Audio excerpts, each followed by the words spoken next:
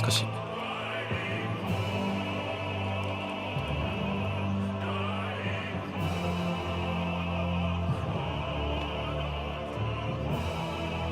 クーラーつけるか。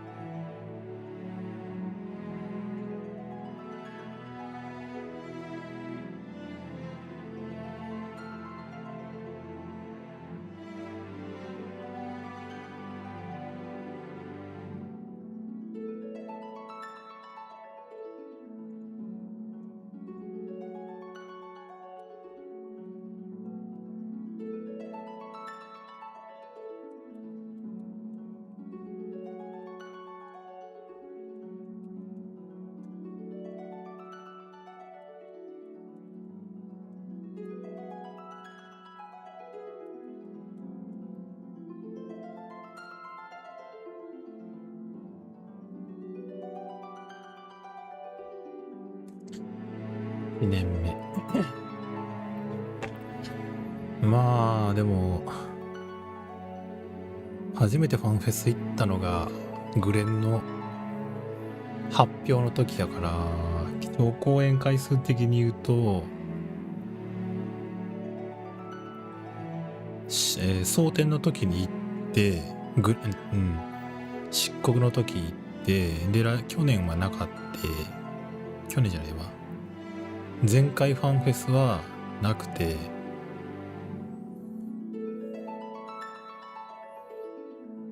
や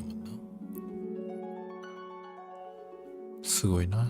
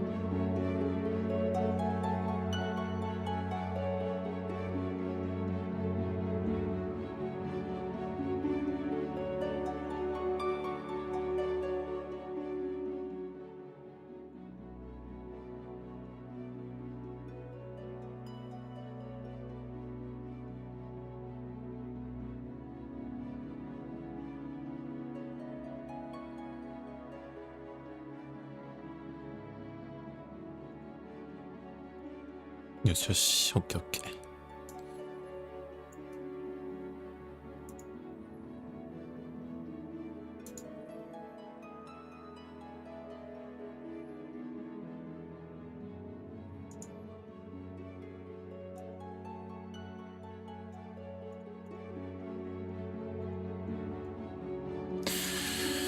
オープニングの音楽やと割とあれや、俺は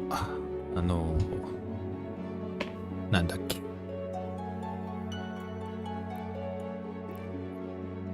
蒼天の頃のオープニングが一番好きかな、雰囲気的に。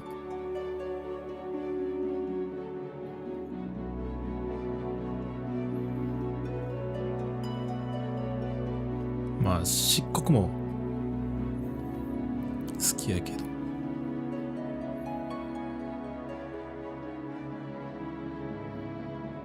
蒼天漆黒グレンじゃない、行月かな。あんまりな、申請は思い入れがないというか、もうほとんど覚えてないね。多分普通のプレリュードやと思うねんけど。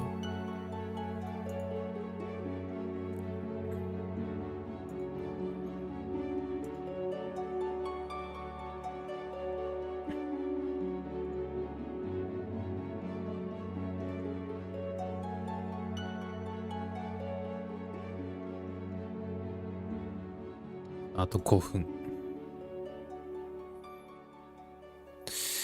いやー、楽しみはね。とりあえずヨシピーがどんな服を着てくるか、じゃない？毎年のあれば。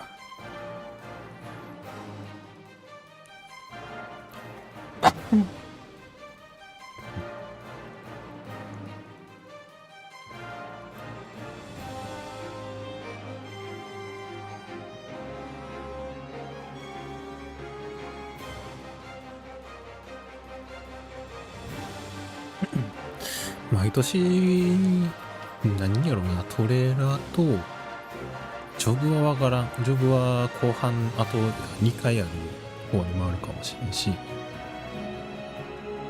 タイトルと、友好部族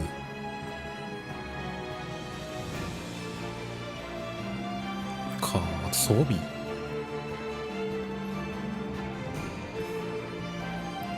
あ、いや、でもからん。技はさすがにもうちょい後やと思うねんな。2回目ぐらい。まだ早すぎるもんだって発表するんだったら。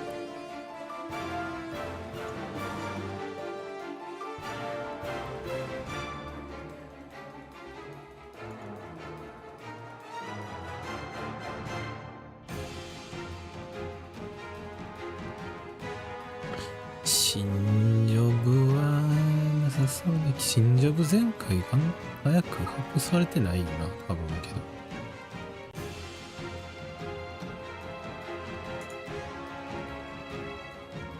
多分だけど。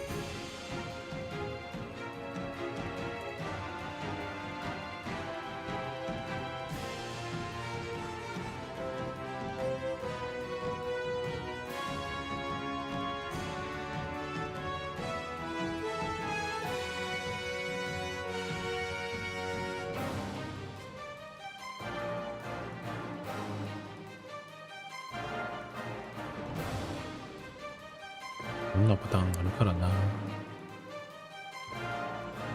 とりあえず新しいこの、なんていうのかな。あれが気になるな。ステージというか、舞台。原初世界なのか、第13世界やったっけ、こういうのって。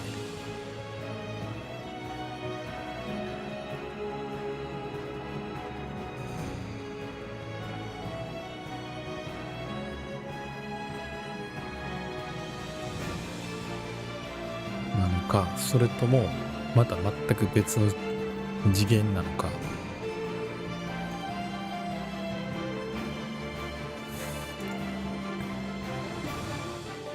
あと、メラシディアだっけ？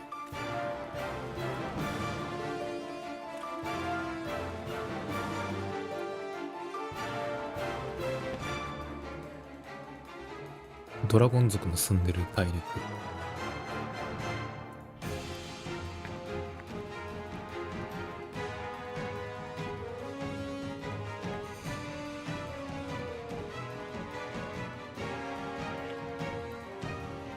三頭身のルーツ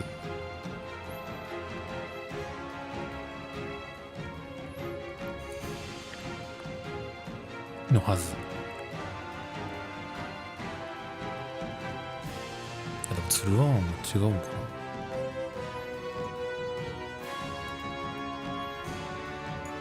でもその辺。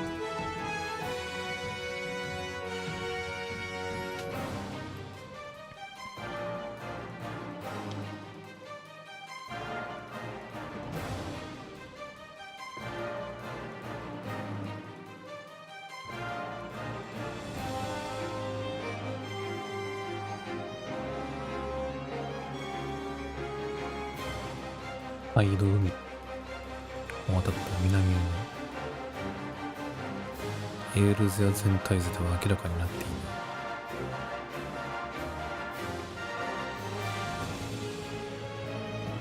灰の海。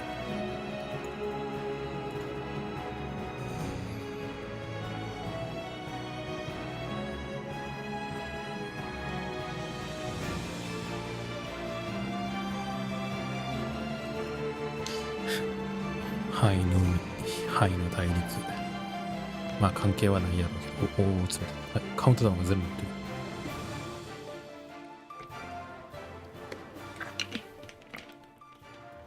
来るぞ。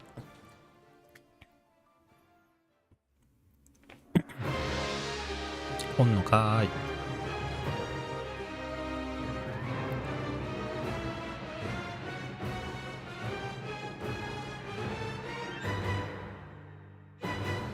ちょっと油断できへん。いつ始まるか分からへん。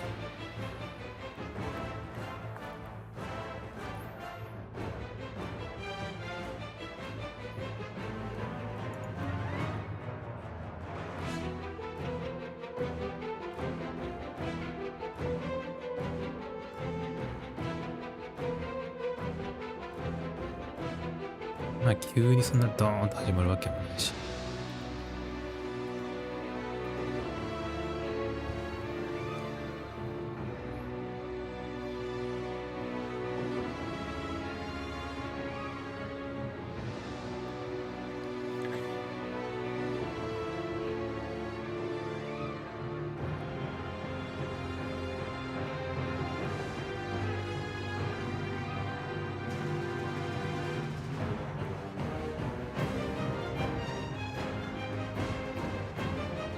楽しみ。もう始まってるのかな。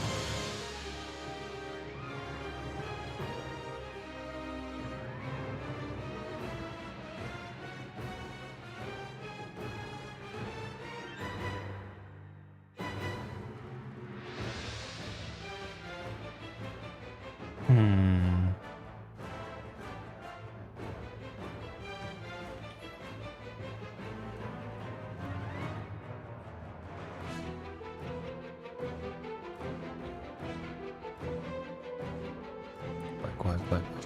歩道が怖い。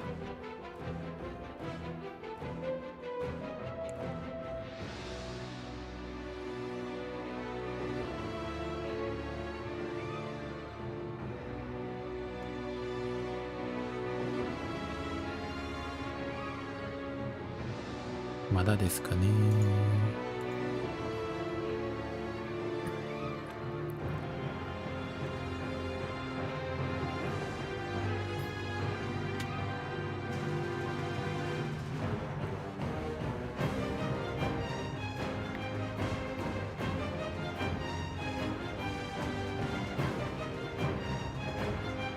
マジで。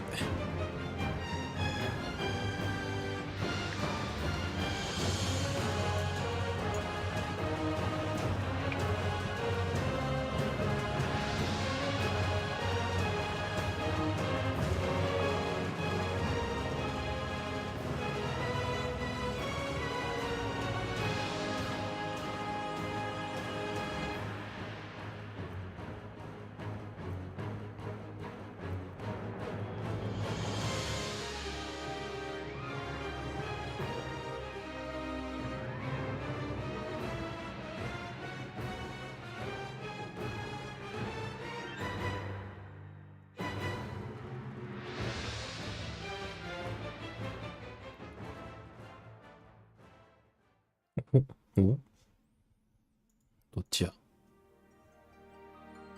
おお。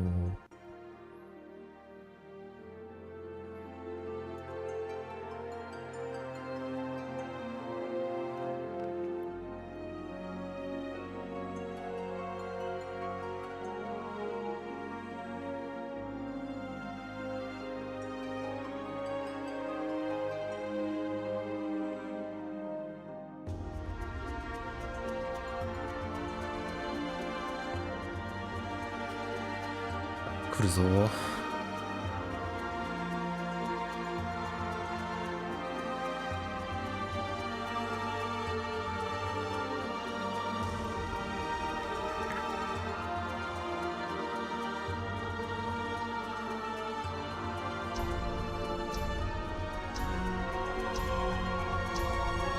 5、4、3、2、1。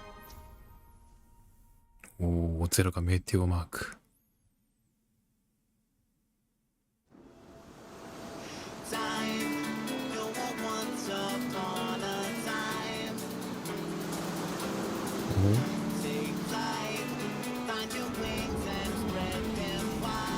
おー、海やな。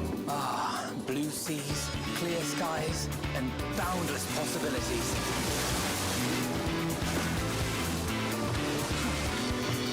I dare say our destination will soon be in sight. まあまあ、引っ越せんやろうけど、これは。 Enjoying yourself for a change? ああ、こいつクリーナーのやつや。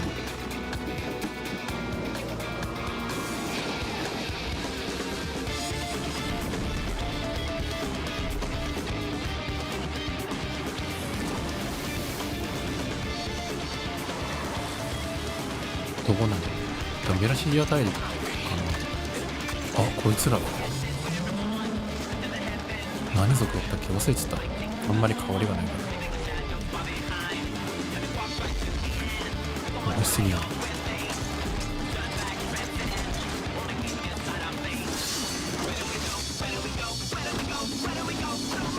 あー、やっぱこいつらやね。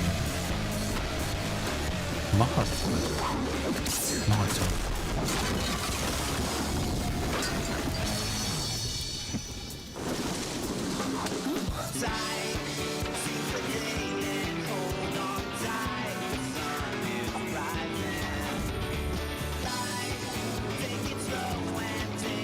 タコスや。そこ帰る。Might you have a moment to speak further?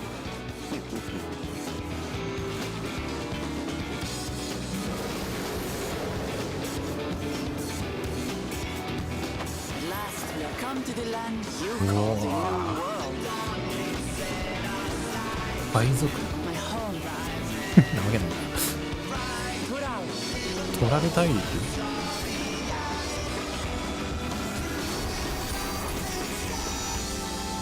ダウントレイ。黄金のレガシー。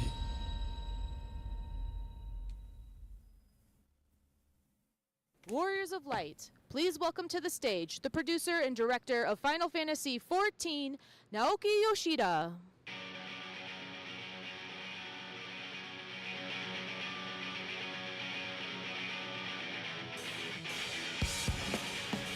おお、黄金。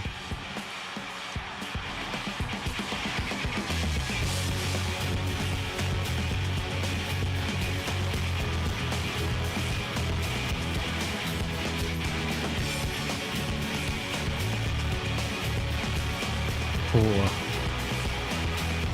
無地、まさかの無地。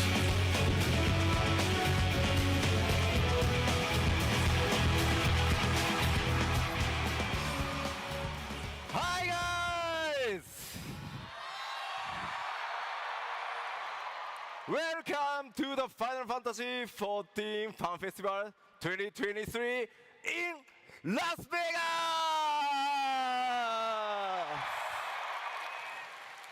Thank you for coming today. My name is Naoki Yoshida, producer and director Final Fantasy XIV. さあ、じゃあ早速ケイトさん呼びましょう。ケイトさん。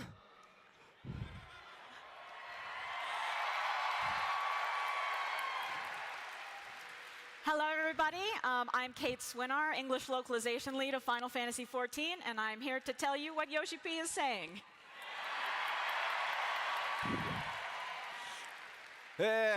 本当に久しぶりのこうやってね、皆さんと一緒にやれるファンフェスティバル帰ってきました。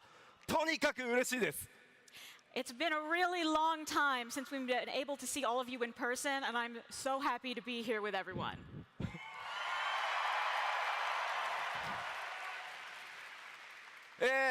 さっきトレーラー見ていただいたんで、ここからいよいよ基調講演始めていこうと思うんですが、その前に一つ。So now that you've seen the trailer, I'd like to get started on the keynote. Except before that, we do have one thing we need to take care of. 最近ですね、我々スクエアエニックスの社長 CEO が交代しました。You see, recently, Square Enix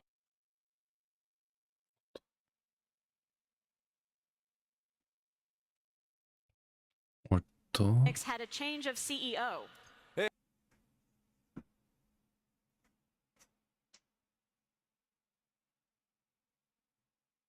その CEO、なんと皆さんと同じ光の戦士です。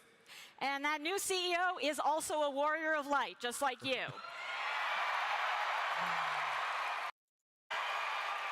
スクエアエニックス CEO 高橋桐生。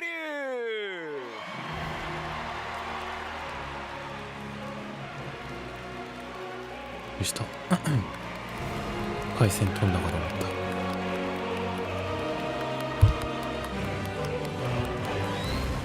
じゃあセンターでちょっと光の戦士の皆さんにね、配信を見てる方もたくさんいると思うので、ぜひご挨拶していただこうと思います。So if you could stand in the middle right here, so that everyone on the stream can see you as well, and please give us a few words for our warriors of light. Okay. Hello, everyone. I'm so happy to meet all of you, warriors of light, here in Vegas. So, what do you think of a new trailer? Did you like it? 前の社長さんの人は随分となんていうか陽気 I な感 want じ you や。 to feel exactly what you are feeling right now. So, believe it or なんていう not, か I decided to hold back and not see it for myself until today's Fan Fest. 翻訳がいい品から何言ってるかようわからん。今回のトレーラーをこの場で体感したかったので、今日この場で見るまで、トレーラーを見るのを我慢していました。In fact, as part of my daily routine lately, I've been watching the older trailers whenever I needed a boost of energy. なので、なん日々のルとなく言ってることわかるーティンの中で自分の気持ちを上げたいときに、14の過去のトレーラーを見てテンションを上げていました。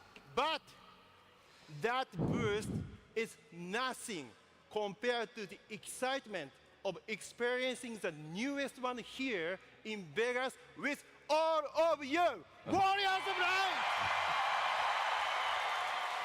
ですが、そのテンションはもうここにいる皆さんと一緒に体感するのに比べたらもう本当に比べ物にならないです。ありがとうございます。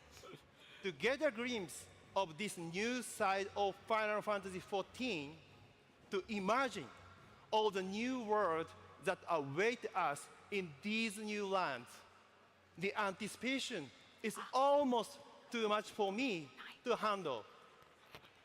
この14の世界のこれから体験する冒険を想像してみるだけで、気持ちが抑えられません。And I don't think I'm the only one who feels that way. Are you excited too? 皆さんも同じ気分ですよ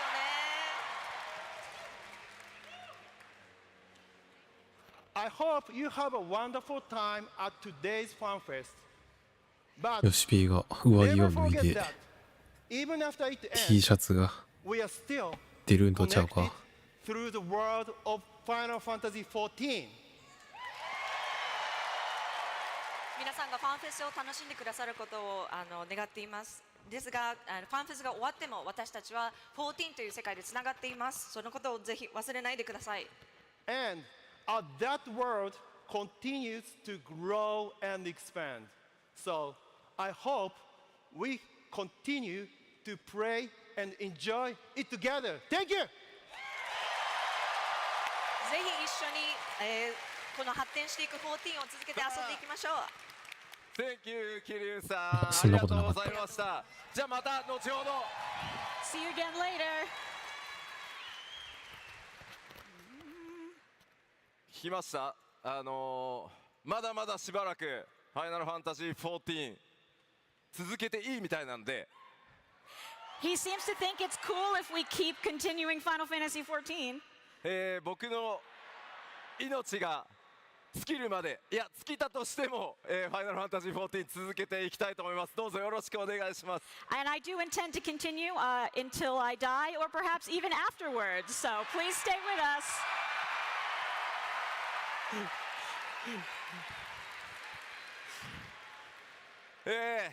ちょっと基調講演に先立ってですね、皆さんにお礼を言わせてください。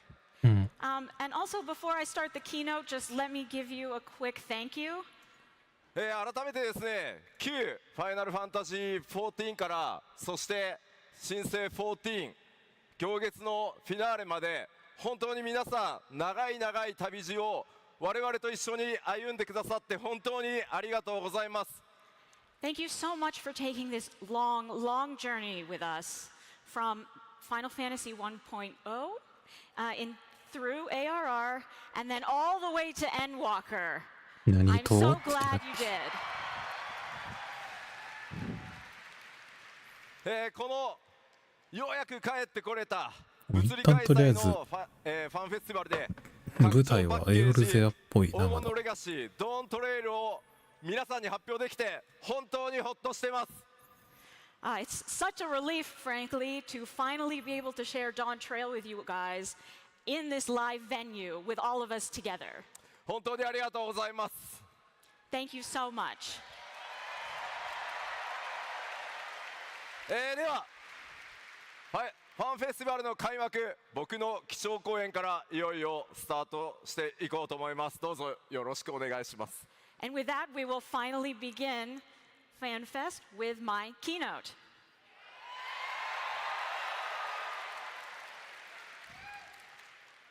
では先ほどお話ししました、発表したドーントレイルですが、天野先生書き下ろしの新たなロゴ、テーマカラーはゴールドになってます。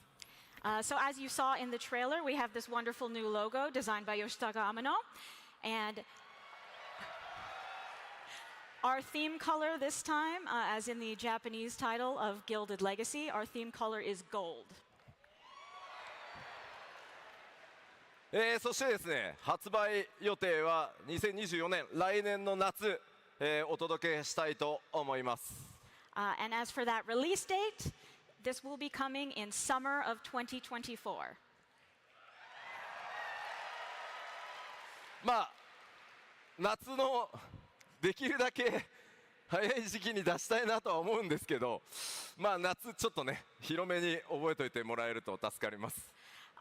Truly, I really want to get this out as early in summer as possible, but please, for now, just remember summer generally, just in case. では、簡単にですね、今お話しできるストーリーについて軽く触れていきたいと思います。So now, to the degree that I can, I'll tell you a little bit about the story. この大陸の今回皆さん光の戦士にお届けするのは英雄への最高の夏休みと冒険です。So what we want to bring to all of you warriors of light is the very best summer vacation a hero could possibly have. まあちょっとね、エンドウォーカーからのこう落差が激しいんで、I realize this is like a sudden change from the feeling of Endwalker. ほら皆さんね、まあ常にクライマックスっていうわけでもないしね。惑星ハイドリンだけじゃなくてね、宇宙まで救ってくれたわけじゃないですか。だから皆さんにそろそろ休暇をお渡ししたいなと思ってます。But I mean, you did save not only all of Heidelin, but kind of the whole universe, so we thought maybe we'd give you just a little break. その新たなる冒険、そしてそのバカンスの目的地は新大陸と呼ばれているトラル大陸になります。新大 So 陸 the site of this vacation and a brand new adventure will be what you know as the New World, what we know as Tural. ある人物の来訪を受け光の戦士である皆さんはとある人物の来訪を受けます。You warriors of light will be receiving a very special guest. そしてそこで依頼されるのは新たなその新大陸の王を決める継承の儀というものへの助力です。And that person 決闘 will でもすんの request か。 your help in Tural's right of succession. そのレースの目的が幻の黄金鏡というものが絡んでいると聞いた冒険者は一路この新大陸を目指すことになります。 Of course, as an ド adventurer, ルフィノアリ when ゼ、 you そし hear て that エレンビ this ル。 contest will somehow involve the legendary of City of Gold, you will make your way to Tural. あ、ごめん Yeah, yeah. おなじみのメンバーもちろん勢ぞろいするんですが、 Of course, all of the team members you know and love will be there. 今回そこで繰り広げられるのはなんと暁を二分してのそれぞれの王位継承レースになります。Except, you might find that this contest 移動 divides 士 the が別々で依頼を scions 受けたことに to なるのかな、 opposing これ。 groups. さあ誰が味方で誰がライバルチームになるのか、ぜひ楽しみにお待ちください。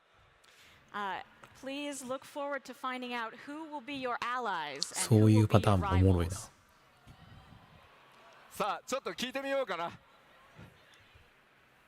誰が仲間がいいですか？ Who's the smartest? あ、ヤシトラが仲間がいい。どうかな。 Yistola? いや、ウリエンジとヤシトラが別々になるとそういえばおもろいな。そういえばグラハタコス食べてたの。 Yeah, Graha was eating a taco, wasn't he?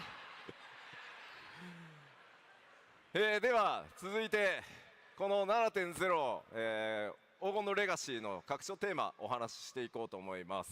Let me just touch on the theme of Dawn Trail a bit. 7.0 拡張のテーマはですね、ファイナルファンタジー14全体も含めた新たな冒険、その始まりになります。 So this is the beginning of a new journey for Final Fantasy XIV as a whole, and that is our theme, will be the journey of discovery that you will be on. これまで Q14 から続いてきた行月のフィナーレまで描いたハイデリンゾディアーク編が完結しました。 As you know, the arc that we've been on from 1.0 through Endwalker about Hydaelyn and Zodiac has concluded. その歩みから続く新しい新章のスタートだと思っていただいて構いません。 So you can think of this as our first step into a new story for Final Fantasy XIV.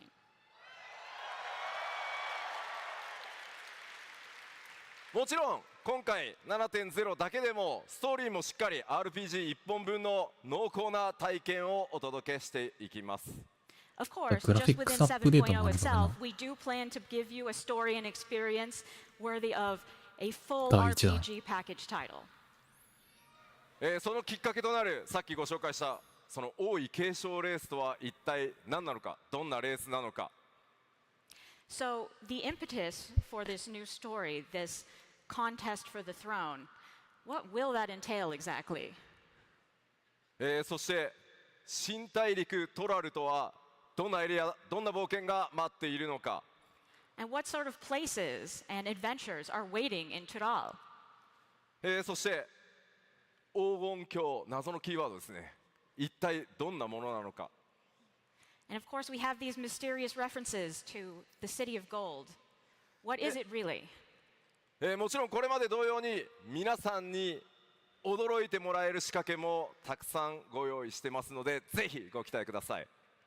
Of course, as we always do, we have a bunch of surprises prepared for you, so feel free to keep your expectations high.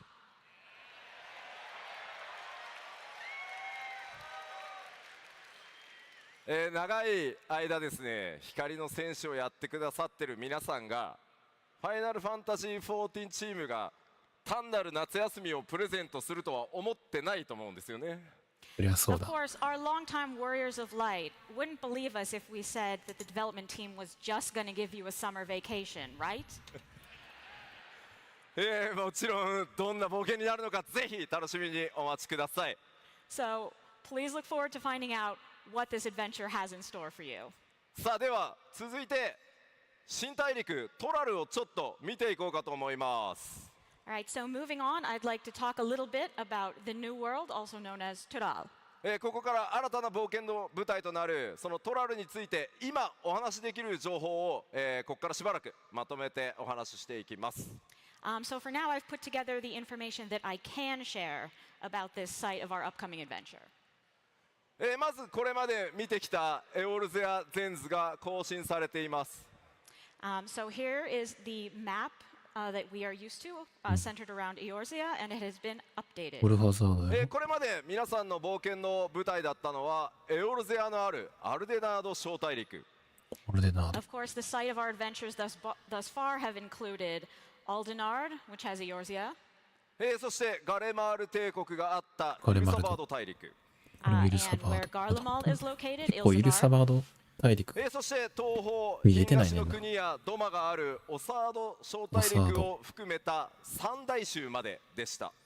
And of course, the far eastern Othard with Higashi and Doma, the three great continents thus far. 今回皆さんには西へ行っていただきます。おー This time, however, we will be taking you far west. 今回ドーントレイルの冒険により活動地域は海を越えた西方に広がっていきます。This new area that we'll be exploring in Dawn Trail will be across the western seas. というわけで皆さんが活躍すればするほど世界地図が更新されていくのがファイナルファンタジー14でございます。Of course, the more we develop, the bigger the map gets. So let's go.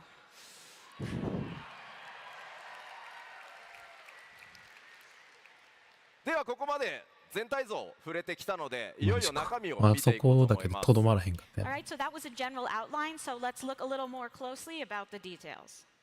今回の基調講演ちょっとまだね、開発中期初期ぐらいの間ぐらいなので動画は出ないんですがアートとかスクリーンショットなどでさまざまなポイントをご紹介していこうと思います。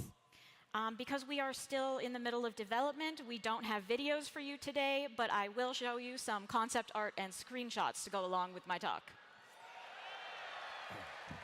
では冒険の舞台に関わるところから始めていきます。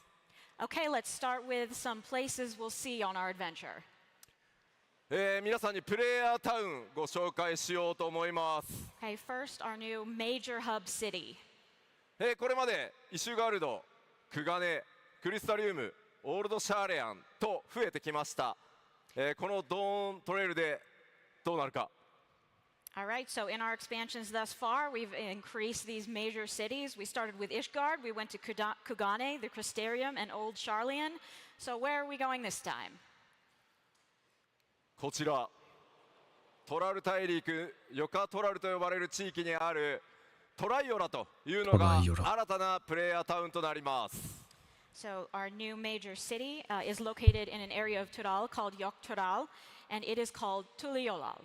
こちらそのアートワークなんですが天野先生のねロゴでもこの姿描かれてますね。 As you can see in this artwork, this is the silhouette that you've seen in Amano's logo for us. これまでのタウン以上に異文化多民族という特徴があります。 This, more than the cities that you're used to, has an emphasis on diversity.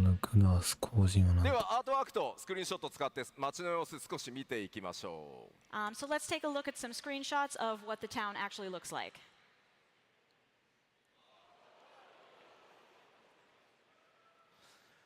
これまでのタウンに比べると近代的というよりは自然との調和それを重んじる多民族のイメージが強いです。 多民族 Okay, so unlike some other places we've been to, this place is not very industrialized because it is inhabited by myriad peoples who prioritize living with nature. 相当の2つの頭があるマムージャであるグルージャジャという非常に強く聡明な王によって統治されています。 It is currently ruled by a two-headed Mamulja named Gulul Jaja, who is known for being both strong and wise. 今回ですね 7.0 かなり新しいキャラクターどんどん登場してきます。鍵を握る一人なのでぜひ覚えておいてください。 So this is just one of them, but we will be introducing many characters in 7.0. 彼が座るこの何だ玉座一緒にこの玉座に次に誰が座ることになるかというのを決めるのが王位継承レースということになります。新大陸出身。 So the contest we've been talking about is actually the contest for the throne upon which he 不備語 currently 族、 sits, プネ語 deciding 族、 who will ドプロ succeed 族 him.。さてもちろんプレイヤータウン実はここだけじゃないです。非常に美しく一風変わった都市っていうのもあるんですが、ちょっとネタバレが強すぎるので今回はまだシークレットにさせてください。Of course, this is not the only major city that you will visit. There's others, and we will have some very beautiful and quite unique vistas to show you in the future, but that would be spoilers, so not now. じゃあスクリーンショットいきましょう。 All right, to the screenshots. こちらトライアラの港になってます。グラフィックスアップデートの効果もあってですね、かなりオブジェクト数も、増加できて影の濃淡というのもうまく出せてるんじゃないかなと思います。So this is Tuliolo's harbor, and as you can see, there's been some positive effects from the new graphics update, including more objects placed around than you would usually have, and a lot better shadows. もう一枚いきましょう。 Here's another. 日中の港から少し奥へ進んだあたりですね、マーケットが立ち並んでます。So this is a little bit further into town from the harbor, and this is the marketplace. どんな商品がね取引されているのか、どんな民族が往来しているのか、ちょっと気になりますね。 All right, so what sort of people come here, and what do they trade for? ここに I 全 bet you く want to 関係ない know. 大陸やな。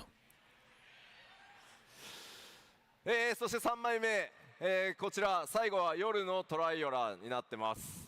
And our third screenshot, this is a picture of Tuliolo at night. まあかなり自然が多くてですね、異国へ来た感じというのを強く、強調してます。As you can see, there's a lot of interesting nature, and the overall vibe is definitely different from any of the countries we've visited before. まあ光の戦士たちの夏休みというのがテーマなので、このトラル大陸泳げるところもたくさんありますので、街の中はねちょっと泳げないですけど、水着をぜひお忘れなく、新大陸へ向かってください。It's quite suitable for summer vacation, as we've said, and though you cannot swim in the city itself, there are loads of places in Tyrol that you can swim, so maybe bring your bathing suit. まあちょっと月がね綺麗に浮かんでるんですけど、あの月ちょっとねまだ位置を調整しているんで、実際のタイミングであの場所に浮いてるかどうかまだわかんないです。The moon is looking really great in this screenshot, but I do have to mention that we haven't actually decided where the buildings are going to be replaced in respect to the moon yet, so it might look kind of different from this at the end. じゃあ続いて、タウンの紹介したので新しいフィールド行きましょう。 Okay, so let's move on to some field areas. ここからはですね、この新しい冒険の舞台となる新大陸トラル、そのフィールド見ていこうと思います。 And these are, of course, located all in the New World, Tyrol. こちらもアートワークとスクリーンショットでご紹介していきます。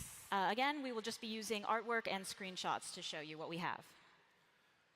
まずはこちら、ヨカトラル地方のオルコパチャと呼ばれる、地域をご紹介します。 All right, so this is also located in Yok Tyrol, and it is called Urkopacha. このヨカトラルの山岳地帯、これがオルコパチャになります。 So this is a very mountainous region of Yok Tyrol. ヨカトラルの中でも最も小柄な民族と、これは違うな、鉱石最なのか。も大柄な、民の集落が、点在してます。 And in these mountains are settlements belonging to Tyrol's both largest and smallest races.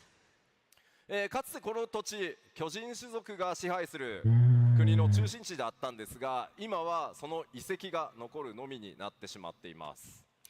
So this whole area was once the center of an empire ruled by the gigantic race, but of course that empire now only exists in the form of ruins. まあかなりね自然が溢れていて、そこに住まう人たちとうまくね融合しているイメージになってます。 There's also plenty of nature that everyone is taking advantage of and living harmoniously with. ではスクリーンショットいきましょう。 Screenshots. こちらはオルコパチャのとある集落です。So this is a settlement in Urkopacha. 円形に山々が見えるんですが、この辺りの空気感の表現というのも今回かなり工夫してます。You may notice that the atmosphere, that you can sort of see some stuff in the air around the mountains. We worked pretty hard to make that look good. それから影の入り方とかね、その陰影にもぜひ注目してもらえると嬉しいです。And if you could also turn your attention to the shadows and how well those are looking these days.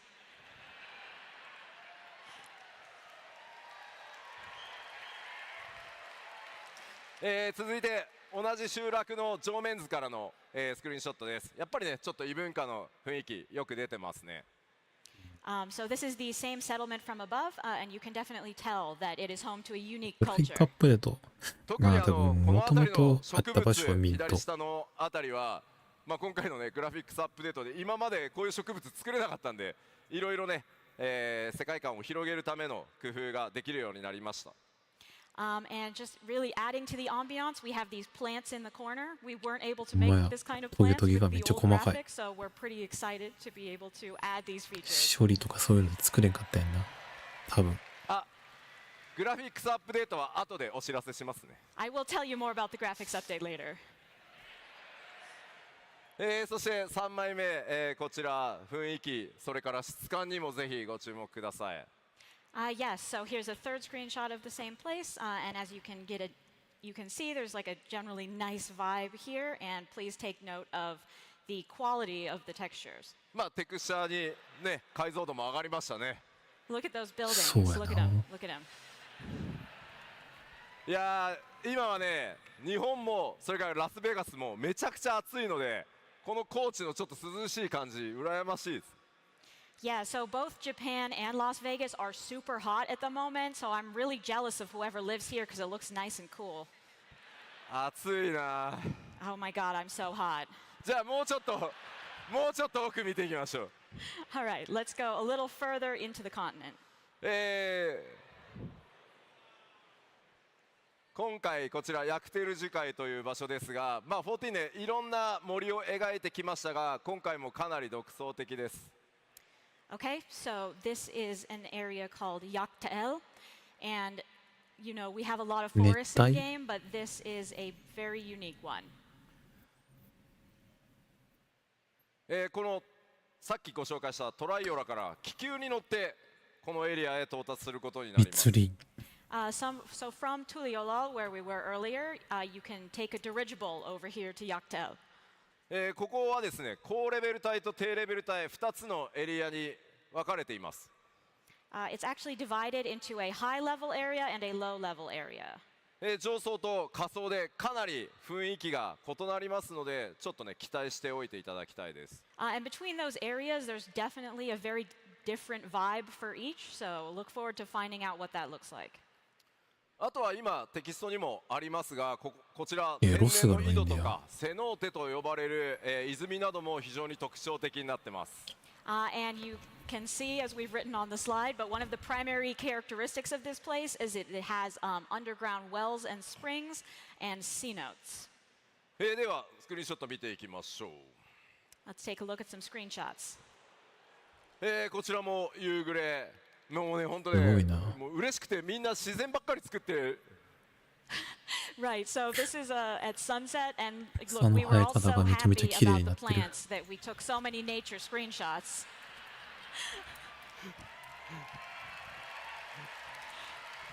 ありがとうございます。なかなかね、この森の密度っていうのもこれまで出せなかったので、楽しみにしていてください。We've never been able to create such like a dense foliage in a forest before, so we're really excited for that. こちらですね、今回食文化というものをかなり作り込んできてます。So yeah, we've done a lot to put all of those different varieties in there. こちらは上空から見たさっきのね、集落エリアの雰囲気です。And this is that same settlement we just saw, but from the sky. 円形は深い霧に覆われていたり、昼と夜ね、気候によって雰囲気が違って見えるはずです。As you can see, we've got some fog, and the scenery changes quite a bit between day and nighttime. ではここでこのトラル大陸に住まう新たな部族についてちょっと紹介させてください。 Okay, so now 新 let's たなっ talk ていうのが about 気になる one な。 of the peoples that lives in Tural. これまでね皆さんたくさんの部族に出会ってきたかと思います。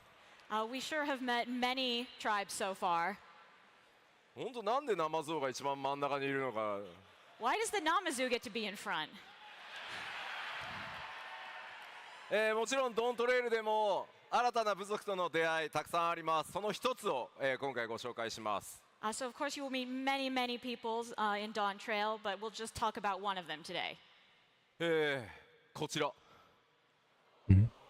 名前をペルペル族とペル言います。ペル族。 FF シリーズに詳しい方はあれって思ったかもしれません。 So these are the Pelu Pelu. If you're familiar with older Final Fantasy titles, they may be familiar to you.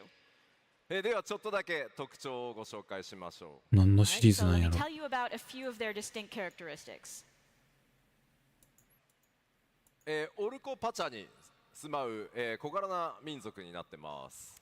So these Ten are the million. diminutive people that we mentioned who live in Urkopacha. で非常にねこの特徴的な仮面というのも、一つ大きな、特徴ですね。They also wear these very unique masks. そして非常に商売が得意なので、プレイヤーの皆さんねもしかしたらいろんなものを売りつけようとされるかもしれません。 They're also extremely skilled at trade, so they will probably try to sell you something. そしてさまざまな、アジンごめんなさい種。戻しちゃったごめんなさい戻しちゃった戻しちゃったもう一個はい One more? Yes, good. さまざまな飲み物を、作る部族です。 Yes, and they're well known for their beverage making. どんな活躍をしてくれるのか、そしてメインストーリー絡んでくるのか、楽しみに想像してみてください。Yeah, so for now you'll have to just imagine for yourself what kind of role they might play in the main story and our adventure overall. というわけで簡単ではありますが冒険の舞台であるトラル大陸その一部ご紹介しました。 Okay, so though that was very brief, that is a short introduction to Tural. 明かせないね秘密もまだまだたくさんあるんですがすいませんフィールドなどの紹介は今回ここまでとさせてください。 Okay, so of course we still have many secrets that we have not yet shared, so please wait for future announcements of more areas and such. では続いて 7.0 全体の概要についてお伝えしていきたいと思います。 Okay, now I would like to give an overview of all of our 7.0 content. ダイジェスト。全体像をね最初のファンフェスなのでお伝えするということで各項目どんどん進めていきたいと思います。 All right, we've got a lot to show because we always go over all of it, so let's just zoom on through here. まず最初レベルキャップの開放です。 Of course, your level cap increase. ついにレベル100になるのついか。にレベルが3桁になりました。 We've reached the triple digits. いやでもこれもやっぱり長くね続けてこれないとここまで来ないので本当に皆さんのおかげです。ありがとうございます。 Of course, if we hadn't been making the game for so long, we never would have gotten this far, so thanks to all of you. もちろんですねすべてのジョブに新しいアクション追加させていただきます。 Of course, we will also be adding new skills for all jobs. もちろんクラフターもギャザラーもレベル100になります。 And of course, Crafter and Gatherer will also increase their level cap to 100. さあレベルキャップが上がるということはこちらもあるはず。 Of course, when you increase the level cap, we also need 出るんか。出るかな今回。新たなジョブを追加させていただきます。We will be adding new jobs. さあどうだ、発表あるか。で今回もですね2つ、 2つジョブ足します。 As before, there will again be two. Two jobs。 どのあれなんじゃポジシちょっョンなのと待ってよ、ごめん今日は何のジョブかはまだ言えません。 Okay, I'm really sorry, but I can't tell you what jobs they are today. ちょっと聞いてみようかな。 All 何 right, のジ all ョ right, ブが let's いいです ask. か？ What jobs do you want?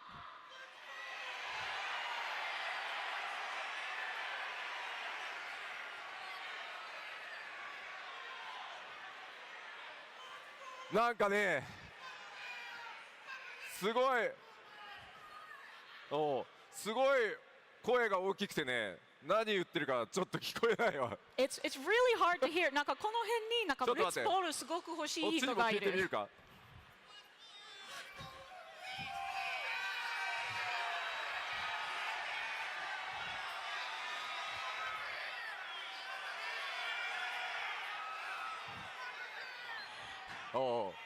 ちょっと待って今回じゃあね、ロールだけお知らせします。ロールだけ。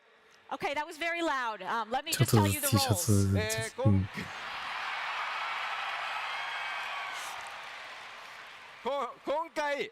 今回実装するのは2つのジョブとも DPS です。Both 珍 jobs し will い。 be DPS. メレー DPS と One melee DPS, キャスターキャスターを追加します。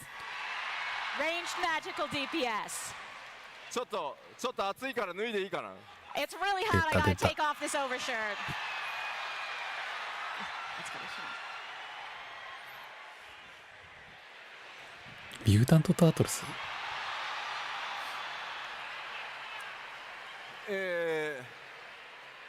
なんでちょっと待ってなんでみんなわーってなってんの？ Why are you so excited?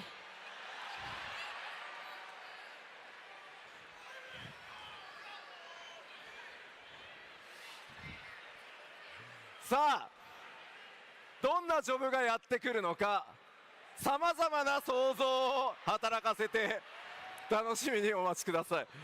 So while you wait, just try to imagine what kind of jobs we might have in store.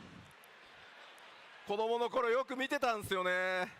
Hope you can see this. I hope you can see well. さあ次行きますよ。 All right, let's move on. バトルコンテンツに関してです。 This is about our core battle content. まずこれら基礎バトルコンテンツっていうのは今回も変わりなく実装させていただきます。 Of course, all of our fundamental battle content is still there. そしてですね、新たなダンジョンというのもこれまで通り同じボリュームでしっかり楽しんでいただけるように準備中です。 Of course, we are preparing as many new dungeons as you've come to expect. ちょっとねまだめちゃくちゃ開発中なので今回のファンフェスではねダンジョンのスクリーンショットとか出せないんですけど、まためちゃくちゃいろんなパターンのバリエーション作ってますんで、次のファンフェスではね多分お伝えできるんじゃないかなと思います。 Okay, these are still mega super under development, so we can't show you any screenshots today, but we do have a lot of unique and different dungeons coming, and hopefully we can share them with you at the next FanFest. ただね、どんな敵と戦うかぐらいはちょっとね教えてほしいんじゃないかなと。 We can tell you a little bit of who you will be fighting, though. 新たな冒険の大陸、そして新たなエリアがあれば新たな強敵との出会いというのもあるかと思います。 Of course, we're going to a new continent. We have new areas, so there's going to be new enemies to face off against. もちろん今回いつも通りノーマルとハードちゃんとどっちもね実装しますので、ぜひ楽しみにしてください。 And of course, as always, we will be preparing normal and hard versions of these encounters. その一つだけ、ボス1個だけね、何にもないとちょっと何もないのかよってなっちゃうんで、アートこのシリーズななののでご紹介します。I would feel bad if I didn't show you anything, so we've brought out one piece of artwork of one of these new bosses.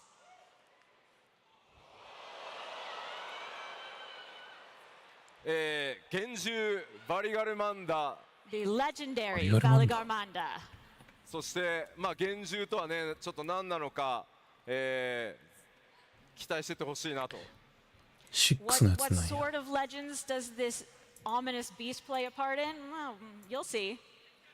まあどういった形でね相対するのか、王位継承レースにね関係してくるのか、さてどうなるのでしょ I wonder how it will relate to the contest that we're participating in. う。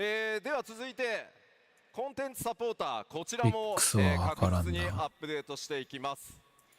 And yes, of course, we will also be bringing updates to duty support. 今回もですねメインクエスト、対象となるダンジョンに関しては必ず対応されています。 Of course, we can promise that there will be duty support for all あ、 dungeons こ involved い in つ the か main。トライ story. ザスターやってくれてた。でそれ以外にもですねこのコンテンツサポータバリガルーいろんなマンだってアップデートをするんですが、ちょっとねストーリーに関わるのであんまり詳しく言えないです。 We also have some new plans for places that we can implement ここは duty support ここ and は what キ we ーパ can ーじゃ do ない with わ。 it. レコードキーパーで But 見たこ it とある is 気が too する。 related to the story for us to give you details. ただ今回まあ暁の決明とねいろいろコンテンツサポーターやってきたと思いますが、複数の新しいメンバーというのがコンテンツサポーター登場していきますので、その新しいキャラクターたちとの共闘というのを楽しみにしておいてください。 But I can tell you, so far we've been really focused on the Scions in duty support naturally, but we will be debuting a number of new characters for duty support. もちろんですね新しいギアとかレシピというのも大量にクラフターギャザラーさんに向けて、実装させていただきます。 Of course, there will be plenty of new gear and recipes for crafters and gatherers. まあ今回ね結構新大陸行くので渋めが多いかなとは思います。 I mean, you're going to a whole new continent, so you'll have a lot to do. そして今回 6.X シリーズでやってきたように、無人島開拓実装してきました。 So as in 6.0, where we implemented Island Sanctuary, 今回パッチ 7.X シリーズではそれに続く新しい大規模生活系コンテンツを、展開していく予定なんやろ。です。In the 7.x series, we are planning to implement some sort of content in the same vein. こちらもですね企画は進行してるんですけど、あとねちょっとお見せするにはもうちょっと時間かかるので、次回をちょっとお待ちください。 We are proceeding with our plans here, but we don't have any screenshots yet, so we'll have to wait for next time for those. そしてもちろんダンジョン以外のコンテンツというのも引き続きやっていきます。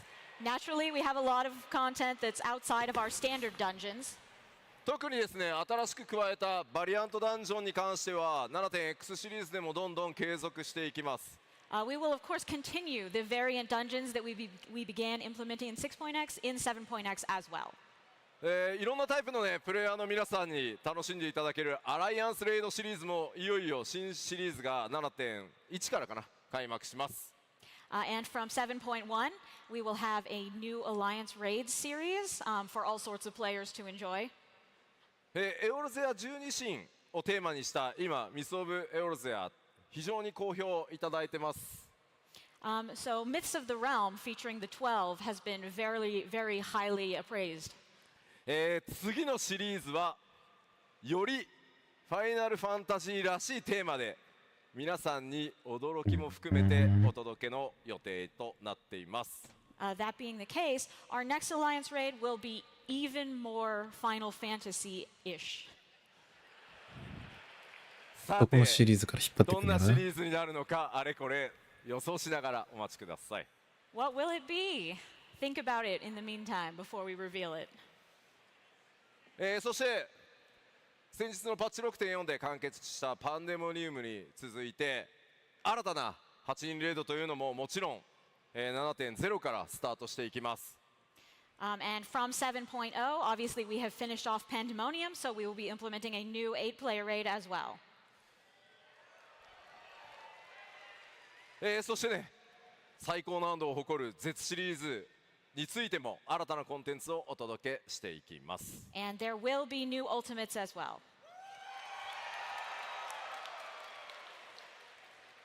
そしてもちろん PVP のアップデートというのもどんどん続けていきます。 We will also, of course, be continuing to update PvP. 今回のファンフェスでも各リージョンの最強チームを決めるね大会開催されます。 At this very fan fest, we will be deciding the best team in each region. クリスタルコンフリクトのアップデートとさらなるね盛り上げだけじゃなくて、フロントラインやライバルウィングズの調整、そしてフロントラインに新しいマップ、新ルールの追加など継続的にアップデートを続けていきたいと思います。 Of course, we will be bringing new updates to Crystal and Conflict, but we will also be updating Frontline and Rival Wings with new maps for Frontline.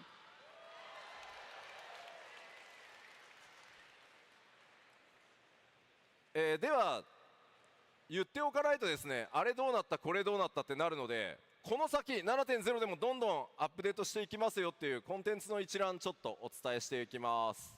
And of course, I have many other things that I need to just really get out there quickly. So let's go.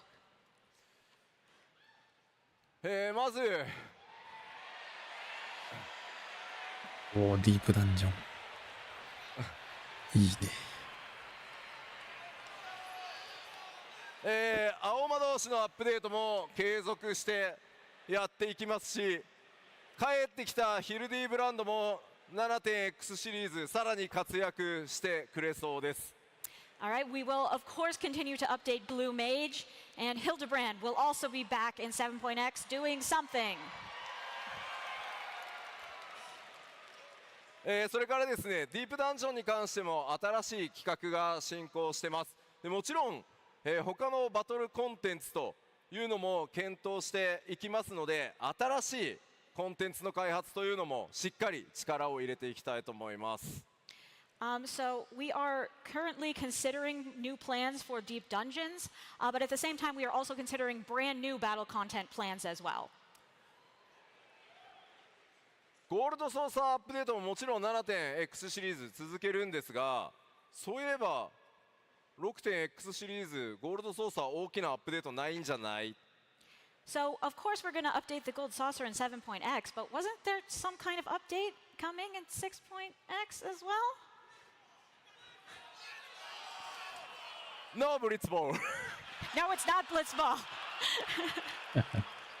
ちょっと今日後でお話します。 But I will tell you about it later today. まあこの基調講演で話すからちょっと待ってね。Even in this very keynote, I will tell you about it. So just wait just a sec.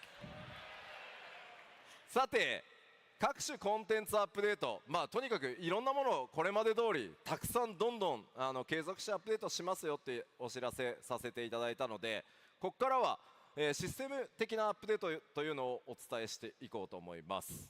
Okay, so we've gone over how we will be continuing to update content as we always do at as quick a pace as we can. So now let's look at some more system side updates. そのシステムのアップデート、いいね。これよ、これ。 Here's our most major system 第 update. 一次グラフィックスアップデ皆さんート。が本当に楽しみにしてくださっている第一次グラフィックスアップデートのその途中報告をさせてください。 All right, so I know you're all really looking forward to our first graphical update, so I wanted to give you a bit of info about where we are with that. ちょっとその前にこのグラフィックスアップデートのコンセプトっていうのをちょっとおさらいさせてください。 But first, let me explain a little bit about our philosophy behind this update. ファイナルファンタジー14はまあスタンドアローンのシングルゲームではないので、単純なやっぱりキャラクターとかオブジェクト単体じゃなくて総合的な画面全体というのの美しさをアップグレードしていくっていう方針にしています。 All right, so Final Fantasy XIV is not a standalone title, so we don't feel that it's sufficient to upgrade the looks of the characters or certain objects on their own. We really want to take a unified approach and prioritize the aesthetics of the screen overall. キャラクターオブジェクト、それから影については高解像度化することでもう単純に綺麗になります。Of course, by making improvements to characters, objects, and shadows, everything will just get overall prettier. シェーダーアップデートをしてですね、金属、こういう金属ですね、マテリアルについては質感が大幅に向上します。And with shader updates, materials such as metal will look a lot more realistic. ただし、ファイナルファンタジー14はですね、申請からもう10年、今年10周年にわたって皆さんに本当に長く愛していただいている作品です。Of course, Final Fantasy XIV is also a game that's been going on for 10 years, and we have a lot of players who know and love the game as it is. とにかく皆さんが操作するキャラクター、そのイメージを壊さないように大切にしていくべきだっていうふうに考えてます。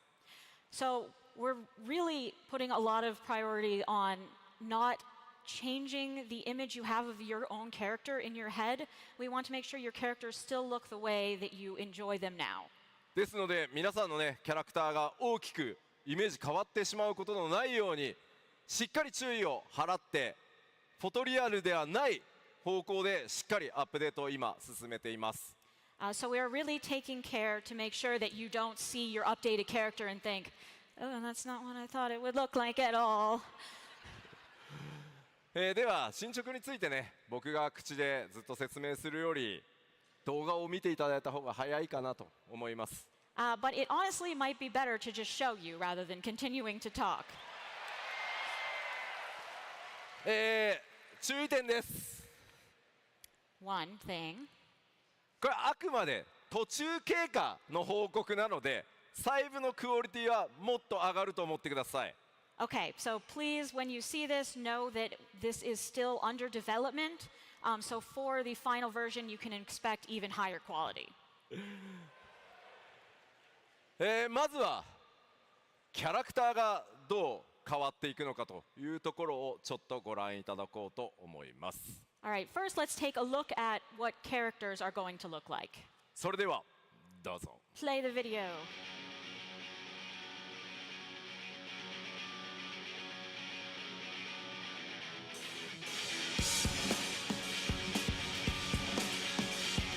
だいぶ綺麗になるな。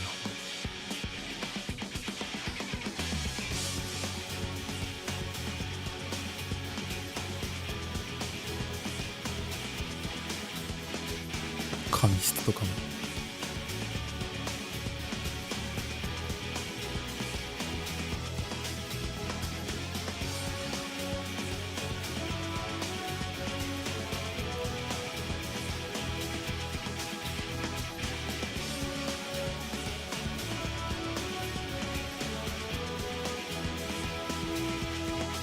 うわー、結構変わるな。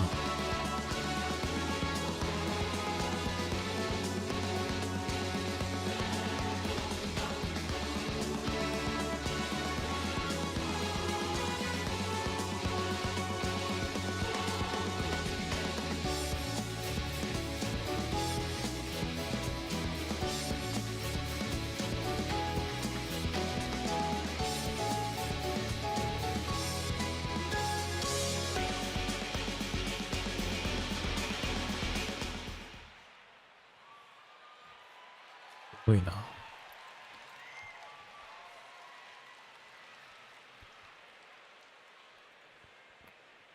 かなり皆さんのキャラクターのイメージが崩れないように徹底的に注意をしながら、作ってまいりました。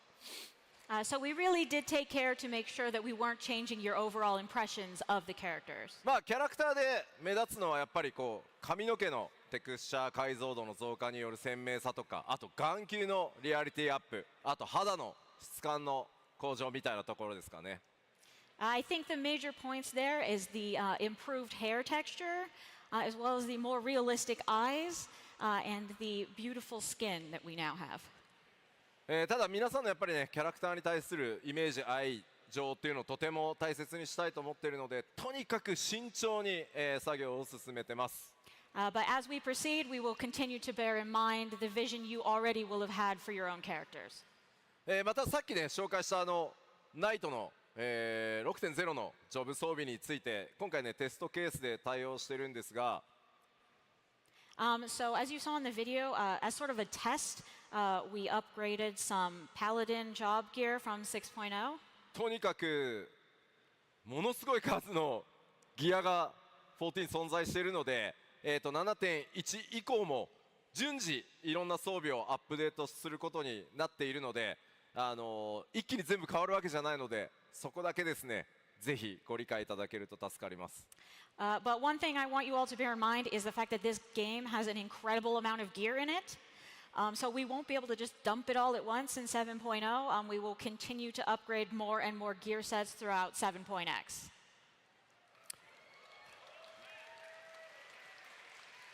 またもう一つなんですけど、 One more thing.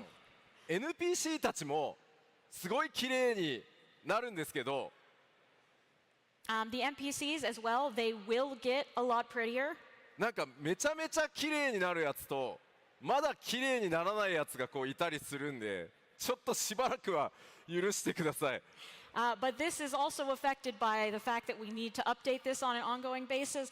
So for a little bit of time, we may have a situation where you have like one really shiny, nice person and one sort of, oh, I didn't get updated person. もうねなんかねテレジアデレジとかはね綺麗にならなくてもいいんですけど、Can we just leave Telegy at Elegy as he is, like whatever? でもあいつプレイヤーの皆さんと同じアセットで組まれてるから、あいつはね綺麗になっちゃうんです。Unfortunately, no, he will get prettier because he uses the same assets as the player characters. なので 7.0 からの新しいエリアとか新しいキャラクターは全部対応していきます。で 2.0 からの主要 NPC プレイヤーキャラクターを優先してやっていくので、逆に 7.0 と 2.0 の序盤からこうだんだん狭まってくるみたいなイメージでアップデートしていく予定です。So for the time being, of course, all these graphic updates will be applied to the new areas, new characters in 7.0. And we're also going to go back and apply them to areas and characters from 2.0. And then we'll sort of close in on the middle expansions from there. でもちろんねいろんな装備順次対応していきますので、その点だけご承知おきください。But we will be continuing to update the gear, so please just be patient with us. 次なんですけど、今度はねマップ、もうねスクリーンショット出てますがマップを見ていきたいと思います。And I'd like to take a look at the map areas as well, if we can look at the screenshot. マップはですねライティングの違いと、それから今あるこのメタルオブジェクト系の違いというところが、分かっていただけるかと思います。So from this picture, I think you can see that when you're walking around, generally you'll find like better quality materials such as metals. こちらも動画用意しますので早速見ていこうと思います。But we do have a video for this as well, so let's take a look at that. よーく見てくださいね。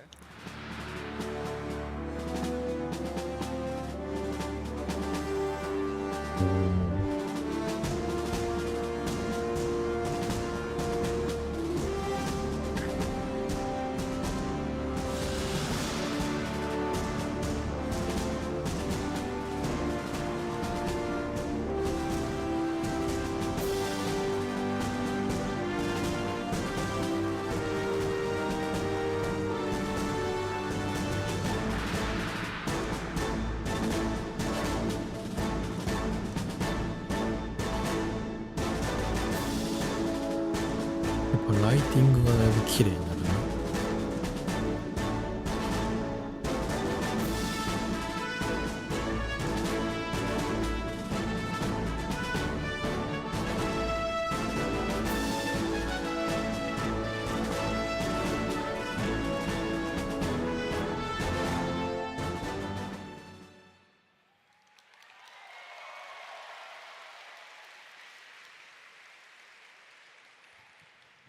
マップに関してはですねメモリのこれまで制限というのを緩和したことによってオブジェクトの配置数というのもこれまで以上に格段に増やせるようになりました。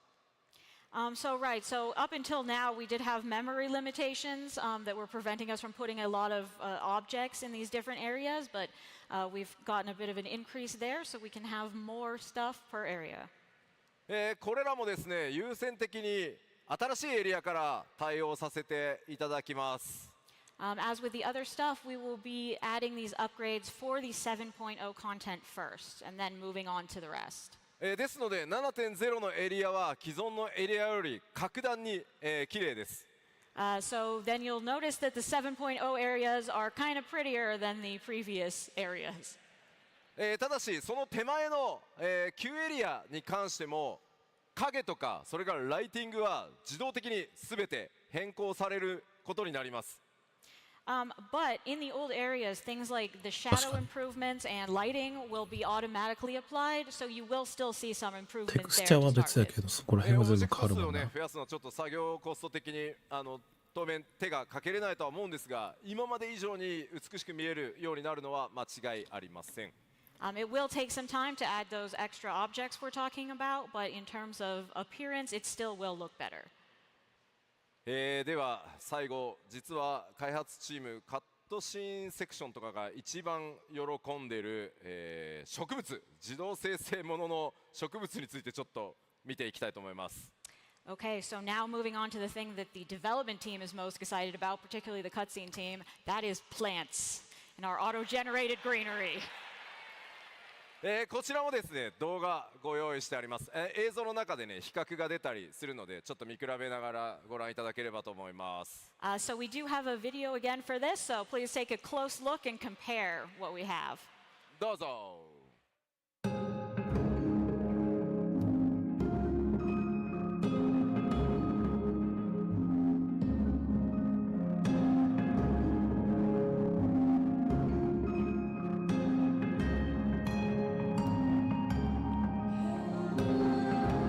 綺麗になってるけど、ちょっとエンコーディングの関係で見えん。止めてくれ。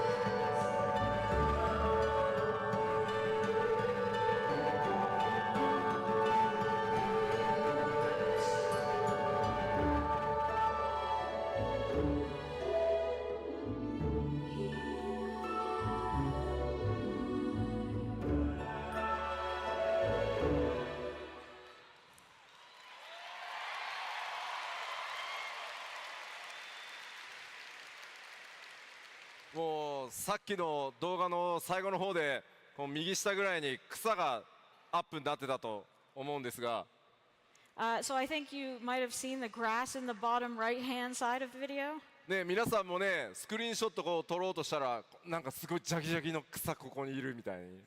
And if you have that kind of grass, as you know, when you try to take a screenshot, you're like, oh, that's there. まあそういうのはなくなるのでスクリーンショット撮りやすくなるんじゃないかなと思います。But we won't have that problem anymore, so I think your screenshots will be a lot easier to take from now on.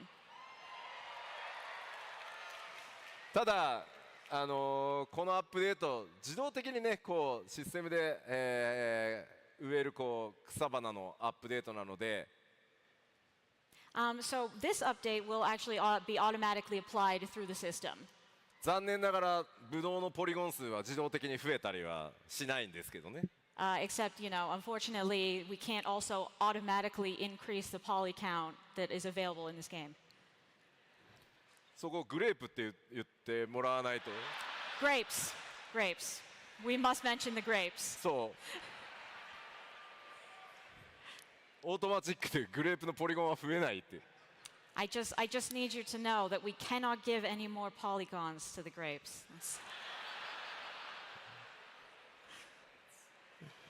ではこれグラフィックスアップデートって何も画面の美しさだけが上がるわけじゃなくて、このグラフィックスアップデートによってさらに得られるちょっとシステム面のアップグレードをちょっとこの後ご紹介したいと思います。Okay, but with these graphic updates, it's not just that things are getting prettier. We also have some system-based improvements that are coming because of this. このグラフィックスアップデートに得られる最初の大きなポイント、染色システムアップデートさせていただきます。So probably the biggest benefit you're going to see from this graphic updates is an update to the die system.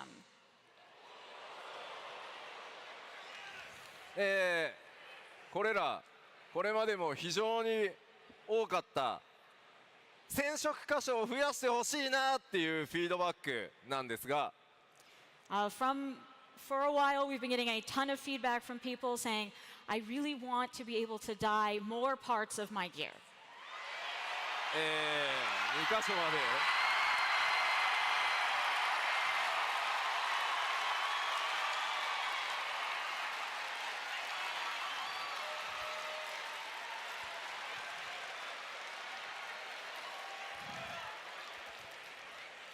2箇所まで染色できるようになります。So now we have upgraded it so that you will be able to apply 2 dyes per gear piece. でちょっと一部のハウジングアイテムなどは難しいんですが、できる限り多くの装備アイテムで、染色箇所を2箇所にね増加させていただきます。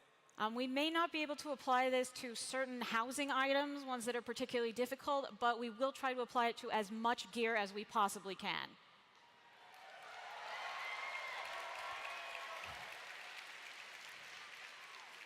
こちらについてはですね 7.0 リリースのタイミングで全てのアイテムに対応するのはちょっと難しいんですが、できるだけ多くのアイテムを 7.0 で対応して対応が間に合わなかったものは順次アップデートで、複数染色箇所対応していこうと思いますので、こちら順次もねこれもアップデートされると思っていただけると助かります。Okay, so as before, we will try to implement as many of these items in 7.0 as we can so they can be upgraded, but we probably will not get to all of them. So if your favorite gear has not been upgraded yet, know that it will be upgraded in 7.x. It's coming. そして続いてもですね、こちらもご要望多かったものです。Next, we have another thing that we've gotten a lot of requests for. メガネを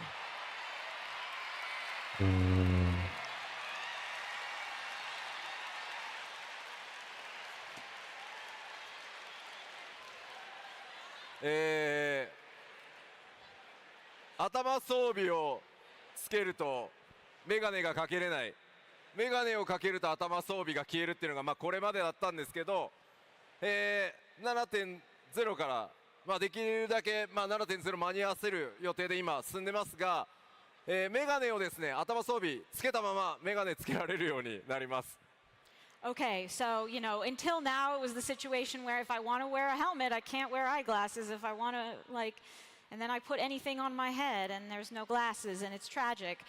So we will do our best to make sure this is implemented in 7.0 so that you will be able to wear headgear and glasses at the same time.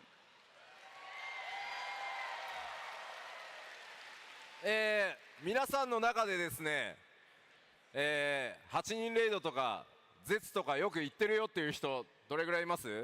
How many of you frequently play 8-man raids or ultimates?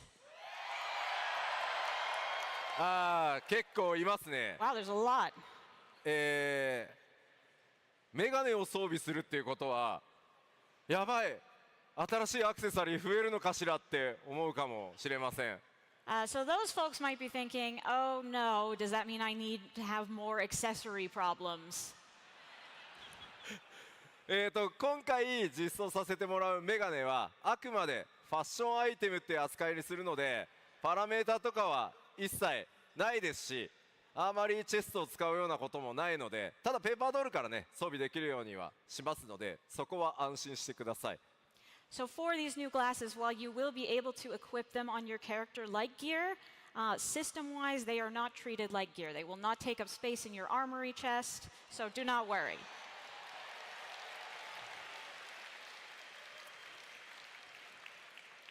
そしてシステム的なアップデートもう一つ、こちらはですねすいません 7.0 ではないんですが今 7.x のどっかでアップデートできるように頑張ってる機能です。 Okay, this last one we'll not be able to implement in 7.0, but we are going to plan it for 7.x. 大変お待たせしていますが Sorry for the long wait. ウジング勢は嬉しいやろうな。なんとかですね、ハウジングにおける、家具の配置数の増加というのを現在作業中でございます。We are currently working on increasing the furnishing limit. なんとかね 7.x で、達成できる見込みですので、ぜひですねハウジングやってるよっていう方、 Oh, who uses housing here? すいません、本当にお待たせしました。 I'm really sorry we made you wait this long. そんな皆さんにですね、ぜひもうちょっと待ってもらえれば、お届けできるようにね、今サーバーチーム頑張ってますので、もう少々お待ちください。All right, but the server team is really trying their best, so please just be patient for a little while longer and you'll have your extra furnishings.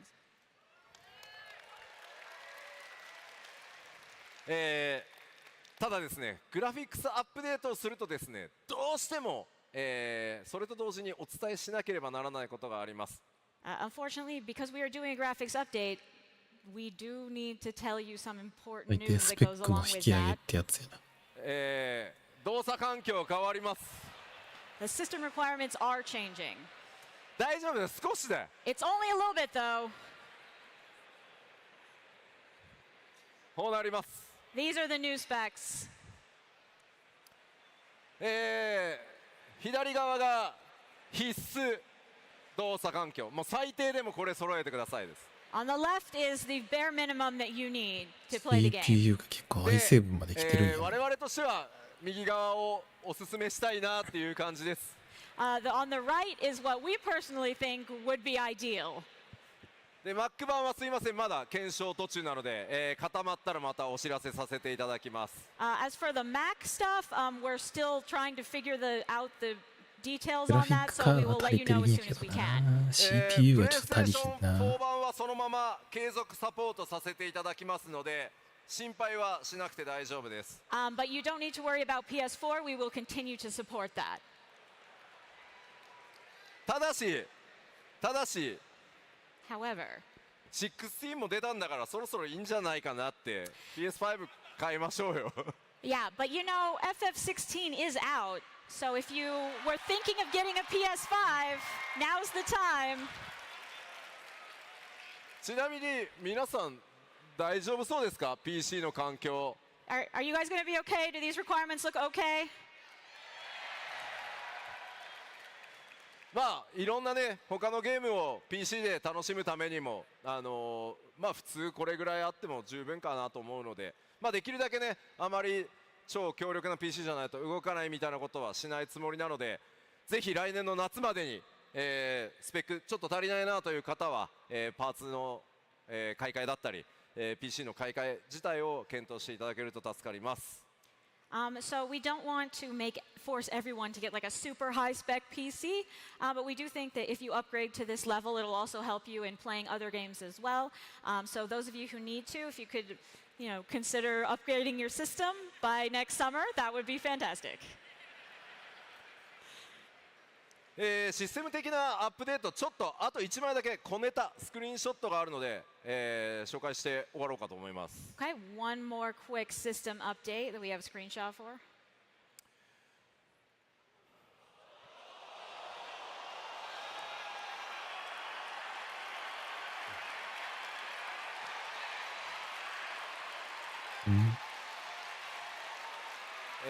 ステージボード。これグラフィックスアップデートそのものではないんですけど、ちょっと面白いものを作ってますという報告です。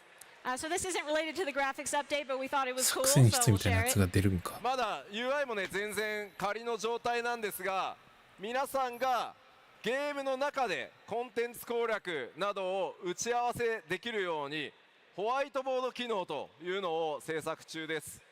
Okay, so this UI is not final, but fundamentally this is an online whiteboard style feature that will allow you to meet up and discuss your plans when you're challenging various duties.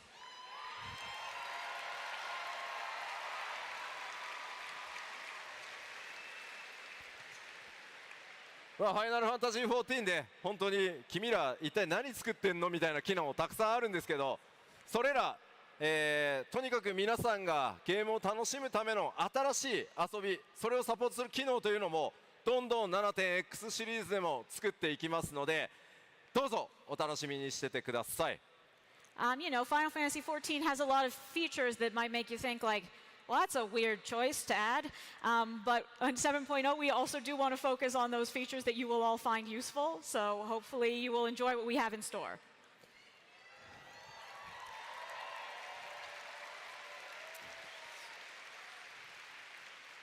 さて、基調講演もちょっとね終わりに近づいてきたんですが、今日お話しできる 7.0 や 7.x シリーズに関する内容はこれくらいです。 Okay, so we're closing in on the end here, and that is all I can share with you about 7.0 for now. ただしもちろんねこの後パッチ 6.5 とかそれに続くアップデートがあるので、こちら But we do have some updates still to come in 6.5. その 7.0 に至るまでにパッチ 6.x シリーズで今後大きなものいろいろあるので、それをお知らせさせていただこうと思います。So there's plenty of interesting stuff to come in the time before 7.0 is released. So I wanted to really quickly go over some of that. まずはフリートライアルのアップデートをさせていただきます。 First, we are expanding the free trial. 現在のフリートライアル、新生オールゼアから蒼天と石ガルドパッチ 4.0 の直前までなんですが、 The current free trial goes from A Realm Reborn to the end of Heaven's Word right before 4.0. パッチ 6.5 リリースと同時にグレンのリベレーター、つまりパッチ 5.0 の直前まで拡大させていただきます。 But with 6.5 release, this will be expanded to include all Stormblood up till right before Shadowbringers. ぜひですね 7.0 の新しい冒険のスタートに備えて、たくさんの、14の魅力というのをいろんな人に触れてもらうためにですね、今後もフリートライアル拡張を続けていきたいと思ってます。 Since we are starting on this new adventure, we thought it would be a really great time to bring more people, let them see the charms of Final Fantasy XIV. So we will continue to expand from here. ぜひ皆さんのご友人ご家族でまだ14触れてないぞという方がいたらですね、ぜひこのフリートライアル、拡大でですねおすすめしていただけると大変嬉しいです。 If you still have friends or family who haven't played 14, if you could just nudge them in this direction, that'd be great. Thank you. Please さあ次のニュースはちょっと変わってます。 All right, the next news is a little bit different. 動画を先にご覧いただこうと思います。 Let's start with the video.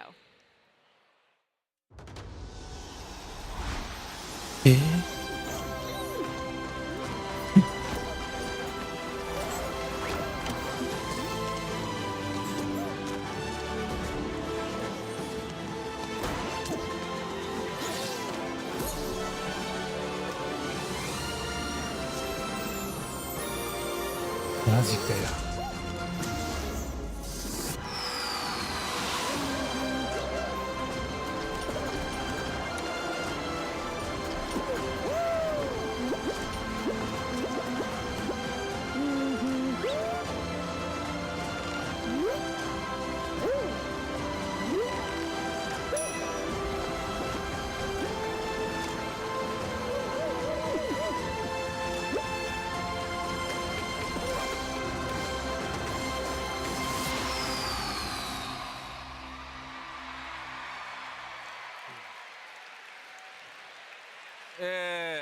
というわけでフォールガイズとコラボレーションさせていただきます。 So as you may have gleaned from that, we are doing a collaboration with Fall Guys. まずご覧いただいたのはフォールガイズの世界にファイナルファンタジー14のキャラクターやデザインが登場するようになります。 So what you've just seen is Final Fantasy XIV characters and designs coming to Fall Guys. フォールガイズにですねウォリアーズ・オブ・ライト・フェイムパスというのが登場します。 And they will be debuting the Warriors of Light Fame Pass. こちらですね8月22日から10月3日まで、14のキャラクターコスチュームとかエモートビクトリーなどが、アイテム入手できるようになるそうです。Okay, so from August 22nd, you'll be able to get this, and it will have all sorts of costumes and emotes and such. いやー、やるかどうか微妙やけど。リリースまでの間ですね、ぜひこれを機会にフォールガイズもプレイしてみてください。So, since we have the opportunity, you might want to check out Fall Guys between now and the release of 6.5 if you haven't already. そして思ったでしょ、なんだフォールガイズ側に行くのかって。And of course, are you a little disappointed? Are you thinking, well, what, are we just going to Fall Guys? でもクロスオーバーですよ。It's a crossover. ミニオン来るんか。というわけで、すいません、まだ絶賛開発中なので、今みたいな動画ではちょっと出せないんですが、スクリーンショット持ってきました。And so, of course, it's coming to 14. We are still in development, so we don't have a video of this, but we do have some screenshots. そっち。ジャンピングアスレチック的なやつか。なんかね、光の選手たちですけど、ちょっと雰囲気違いますね。These Warriors of Light are having a bit of a different time than usual.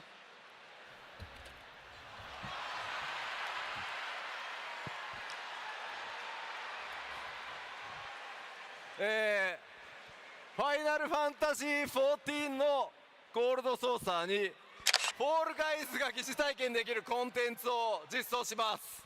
So we will be implementing some Fall Guys-esque content into the Gold Saucer.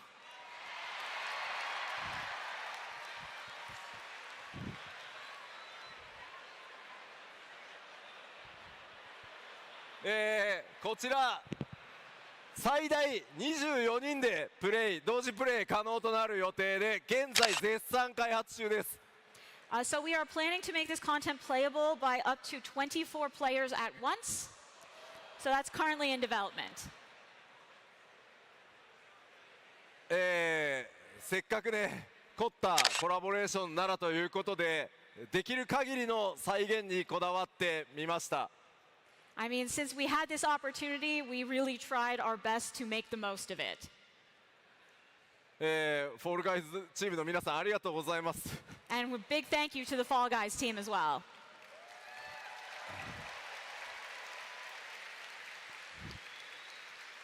正式なパッチターゲットは調整中ですが、パッチ 6.5X 期間中にゴールドソーサーにてプレイ可能な予定です。We're not sure the details of exactly what minor patch it's going to be in, but it will come in 6.5x.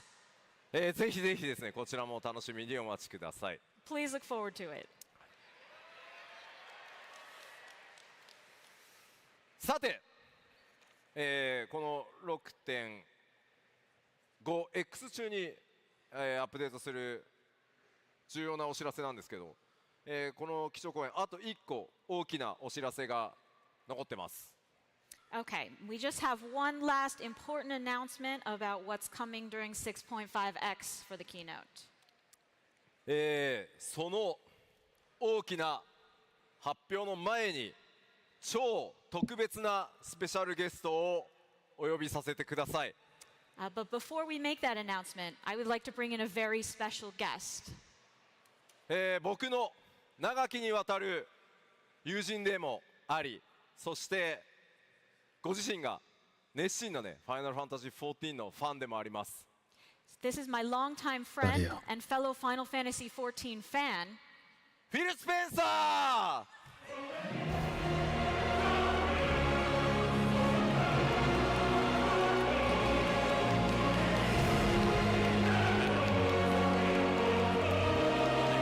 わからん。誰や。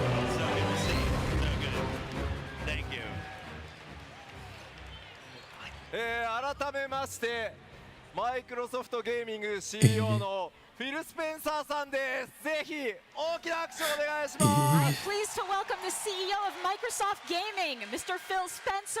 A round of applause for him. フィルさん、本当にお忙しい中、ようこそお越しくださいました。Thank you so much for taking time out of your busy schedule to join us here today. そう、ここにフィルさんに登場していただいたということは、そうです。And well, the fact that Phil is here means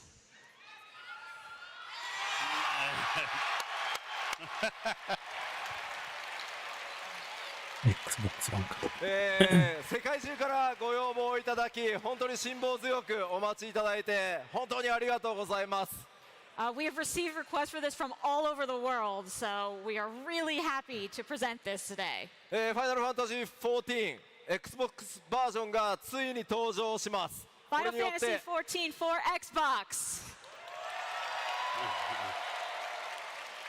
これによってですね、ファイナルファンタジー14のコミュニティはより強くさらに拡大していくと思ってます。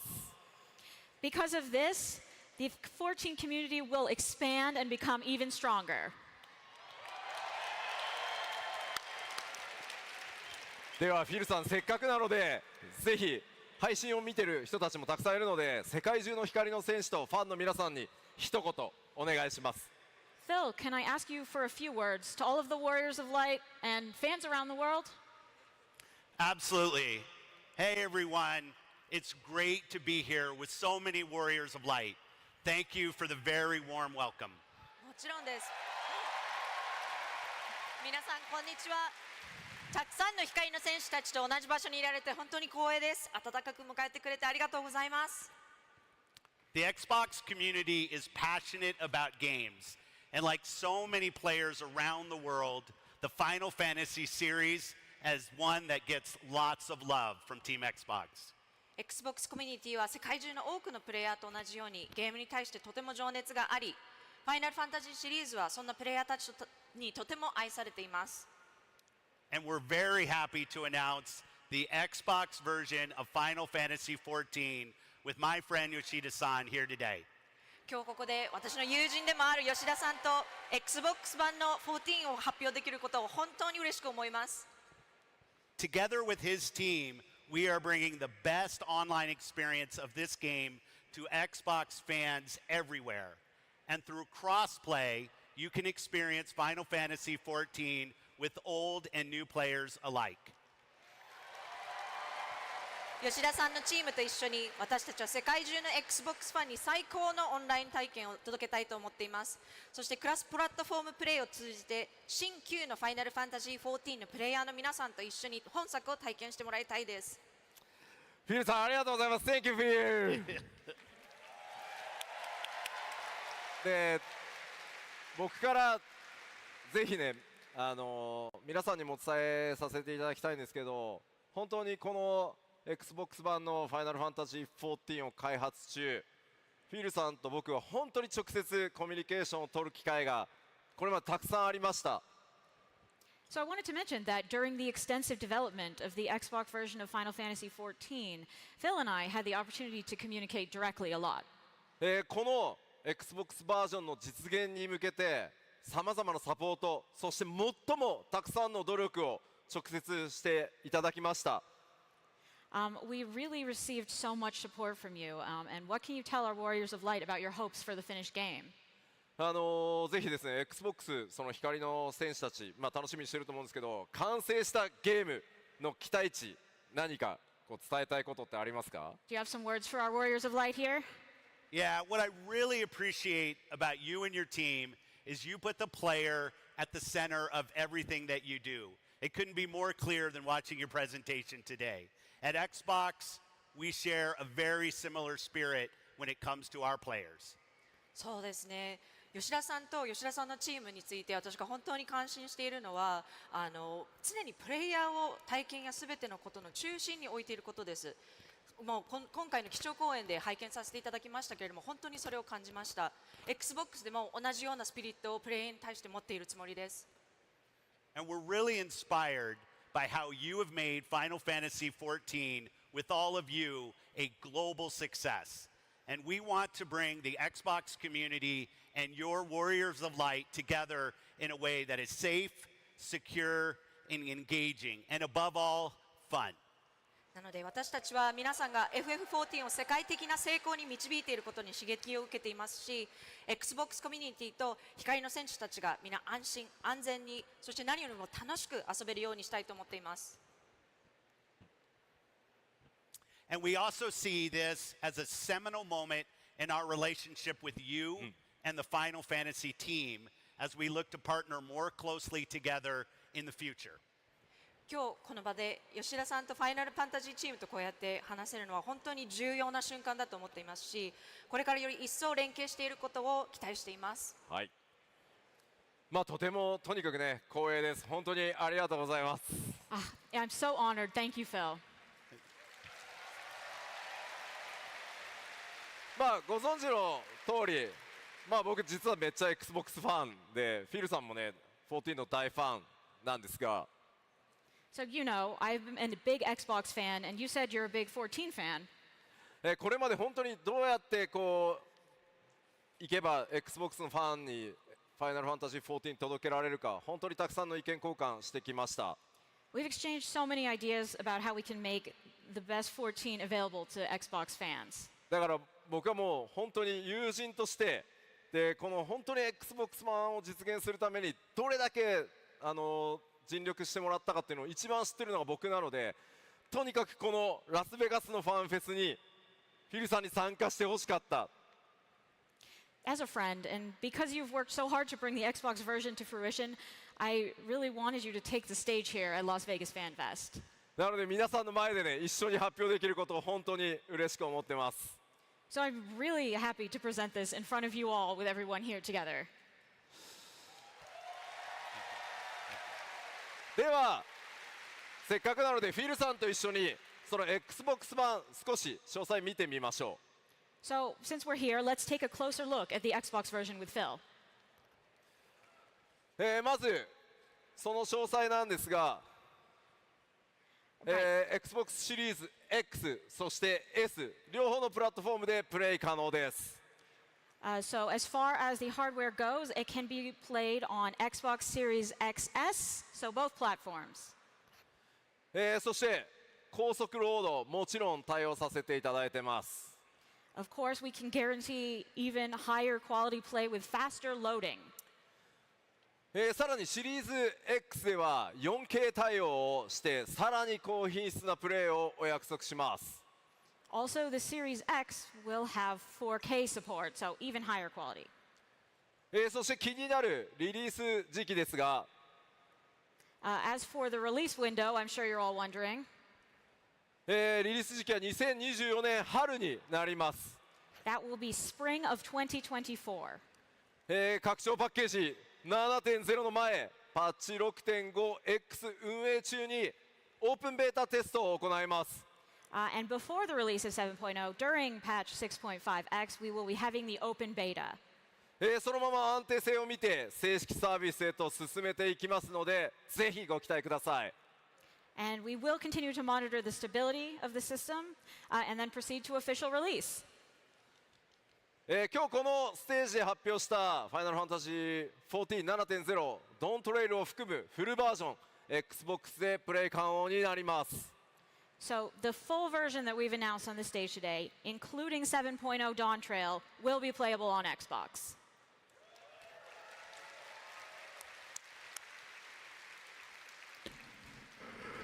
他のプラットフォームと同じように Xbox 版もダウンロード版のみの発売となります。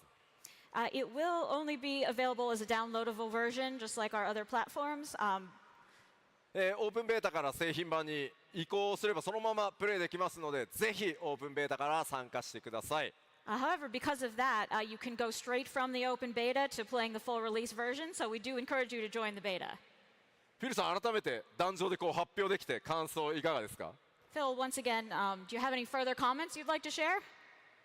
The entire Xbox team is excited to see how our newest Warriors of Light will use the full capabilities of Xbox Series X and Series S to help save Eorzea.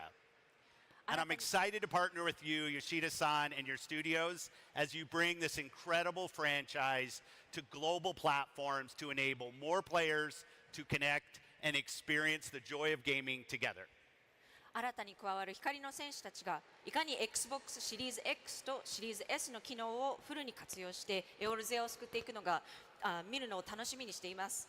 そして吉田さんとスタジオチームの皆さんと連携し、この素晴らしいフランチャイズをグローバルなプラットフォームで展開することでより多くのプレイヤーとつながり、一緒にゲームの楽しさを体験できるようになることを楽しみにしています。 Thank you, Phil.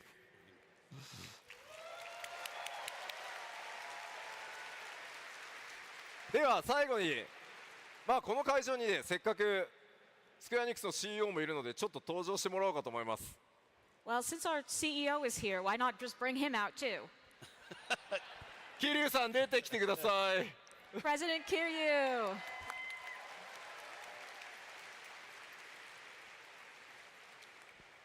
桐生さんが桐生さんからフィルさんとかね、ファンの皆さんに XBOX バージョンの発表についてちょっとコメントをいただけると助かります。President Kiryu, can you share your thoughts with us about the new Xbox version? First off, I have to thank you, Philson, for working with us to make the Xbox version of Final Fantasy XIV a reality. Thank you. And this is a project that wouldn't have been possible without his support.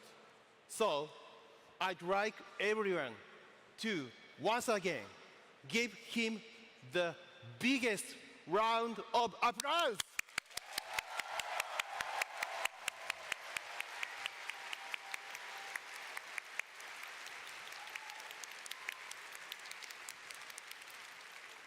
Thank you. And I'd like to speak Japanese from here because we're speaking both with Yoshi P and Philson. ここからは日本語でお話しさせていただきます。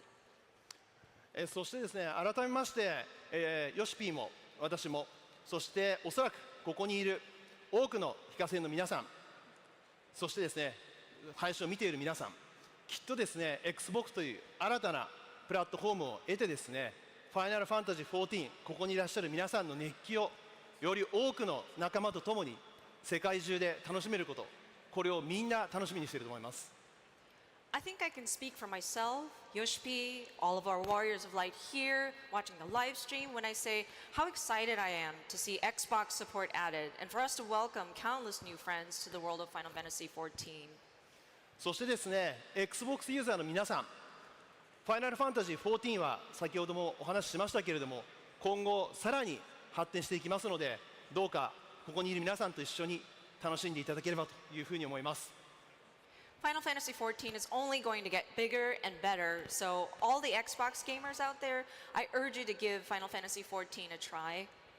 そしてスクエアエニックスの CEO としてもう一つだけ言わせてください。And one more thing, as CEO of Square Enix, 我々スクエアエニックス、ここにいるヨシピをはじめ開発のメンバー含めて、これからも世界中のファンの皆さんに素晴らしいゲームをお届けしたいというふうに思っています。we want to continue to deliver fabulous games to fans across the world. そして Xbox、フィルさんの、ファンである Xbox コミュニティの皆さんにもですね、ぜひ我々のゲームをより多く楽しんでいただきたいというふうに思っています。And of course, we want to welcome the Xbox community as well. 本日ですね、発表させていただいた、ファイナルファンタジー14の Xbox バージョン版、Xbox 版はですね、2024年の春には皆さんにお届けしたいというふうに思っていますけれども、これを皮切りにですね、世界中の Xbox のプレイヤーの皆さんに当社スクエアエニックスのゲームをできるだけ多くお届けできるように、楽しんでいただけるように CEO としてぜひ頑張っていきたいというふうに思っています。And starting with today's announcement of Final Fantasy XIV coming in spring 2024, and wherever possible, we're planning to bring our games to Xbox for players around the world to enjoy. 今後ですね、Xbox とスクエアエニックスがパートナーシップをしっかり組みながらですね、世界中のより多くのお客様を楽しませるために、ここにいるフィルさんとですね、Xbox チームの皆さんと一緒にこれからご一緒にですね、できることを今から私はとても楽しみにしています。We're really looking forward to working closely with Phil and the Xbox team to make this possible. Thank you, Kuru-san. We deeply respect the rich legacy of Square Enix, and we look forward to building on the relationship that we've established in bringing Final Fantasy XIV to Xbox and partnering closely with you and the Square Enix team on future games. 桐生さんありがとうございます。私たちはスクエアエニックスの素晴らしいレガシーを深くリスペクトしていますし、このファイナルファンタジー14を Xbox に導入することで培ってきた関係をより強くして、今後いろいろなことにおいて桐生さんや吉田さん、そして御社から今後リリースされていくタイトルにおいてスクエアエニックスチームの皆さんと密に連携できることを楽しみにしています。はい、ありがとうございます。ぜひよろしくお願いします。今後も Xbox の皆さんとお仕事していくのとても楽しみにしてます。I'm extremely thankful, and we are committed to working with Xbox going forward. じゃあせっかく来ていただいたので、ちょっと握手を3人でしてもいいですか？ Well, while we're up here, let's shake hands.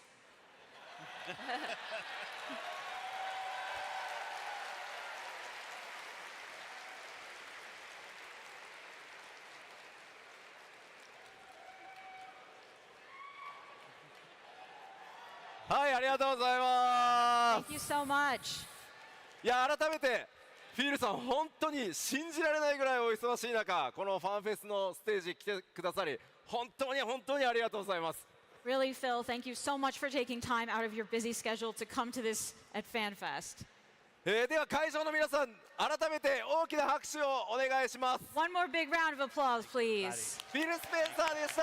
Thank you!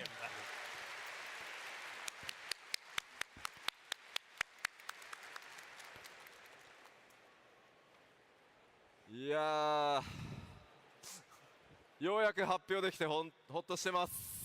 I'm so glad we finally got to reveal that. キリュウさん、初めてこの物理ファンフェスのステージに立ってみていかがでしたか？ So, President Kiryu, this is your first time at FanFest in person. How is it?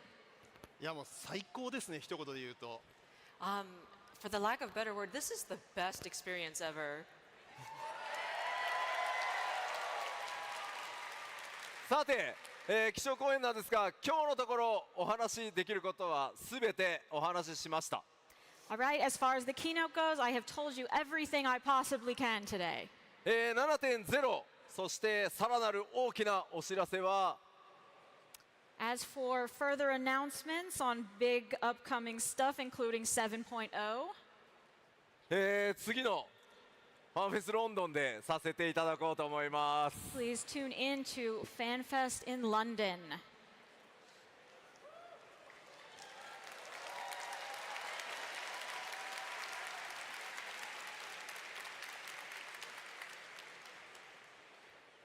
改めて桐生さん、ファンフェス間もなくこのままスタートしていこうと思いますが、皆さんに一言ありますか？ Well, we're getting ready to kick off FanFest then. So, President Kiryu, any final thoughts? Thank you very much for having a time today, and I'm so excited, and I got lots of energy from here, 何ヶ月後か。 all of Warriors of Light. Thank you very much.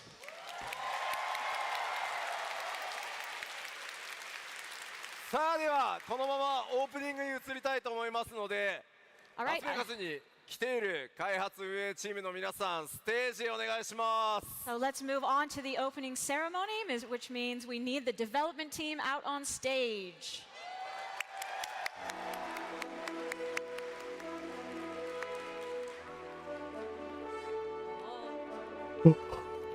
まあまあ、今日公演終わったし、あとは寝ながら3日な。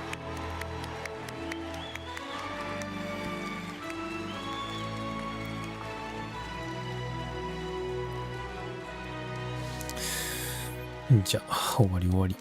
Wow, there are a lot of people here in the room, and this is extremely terrifying.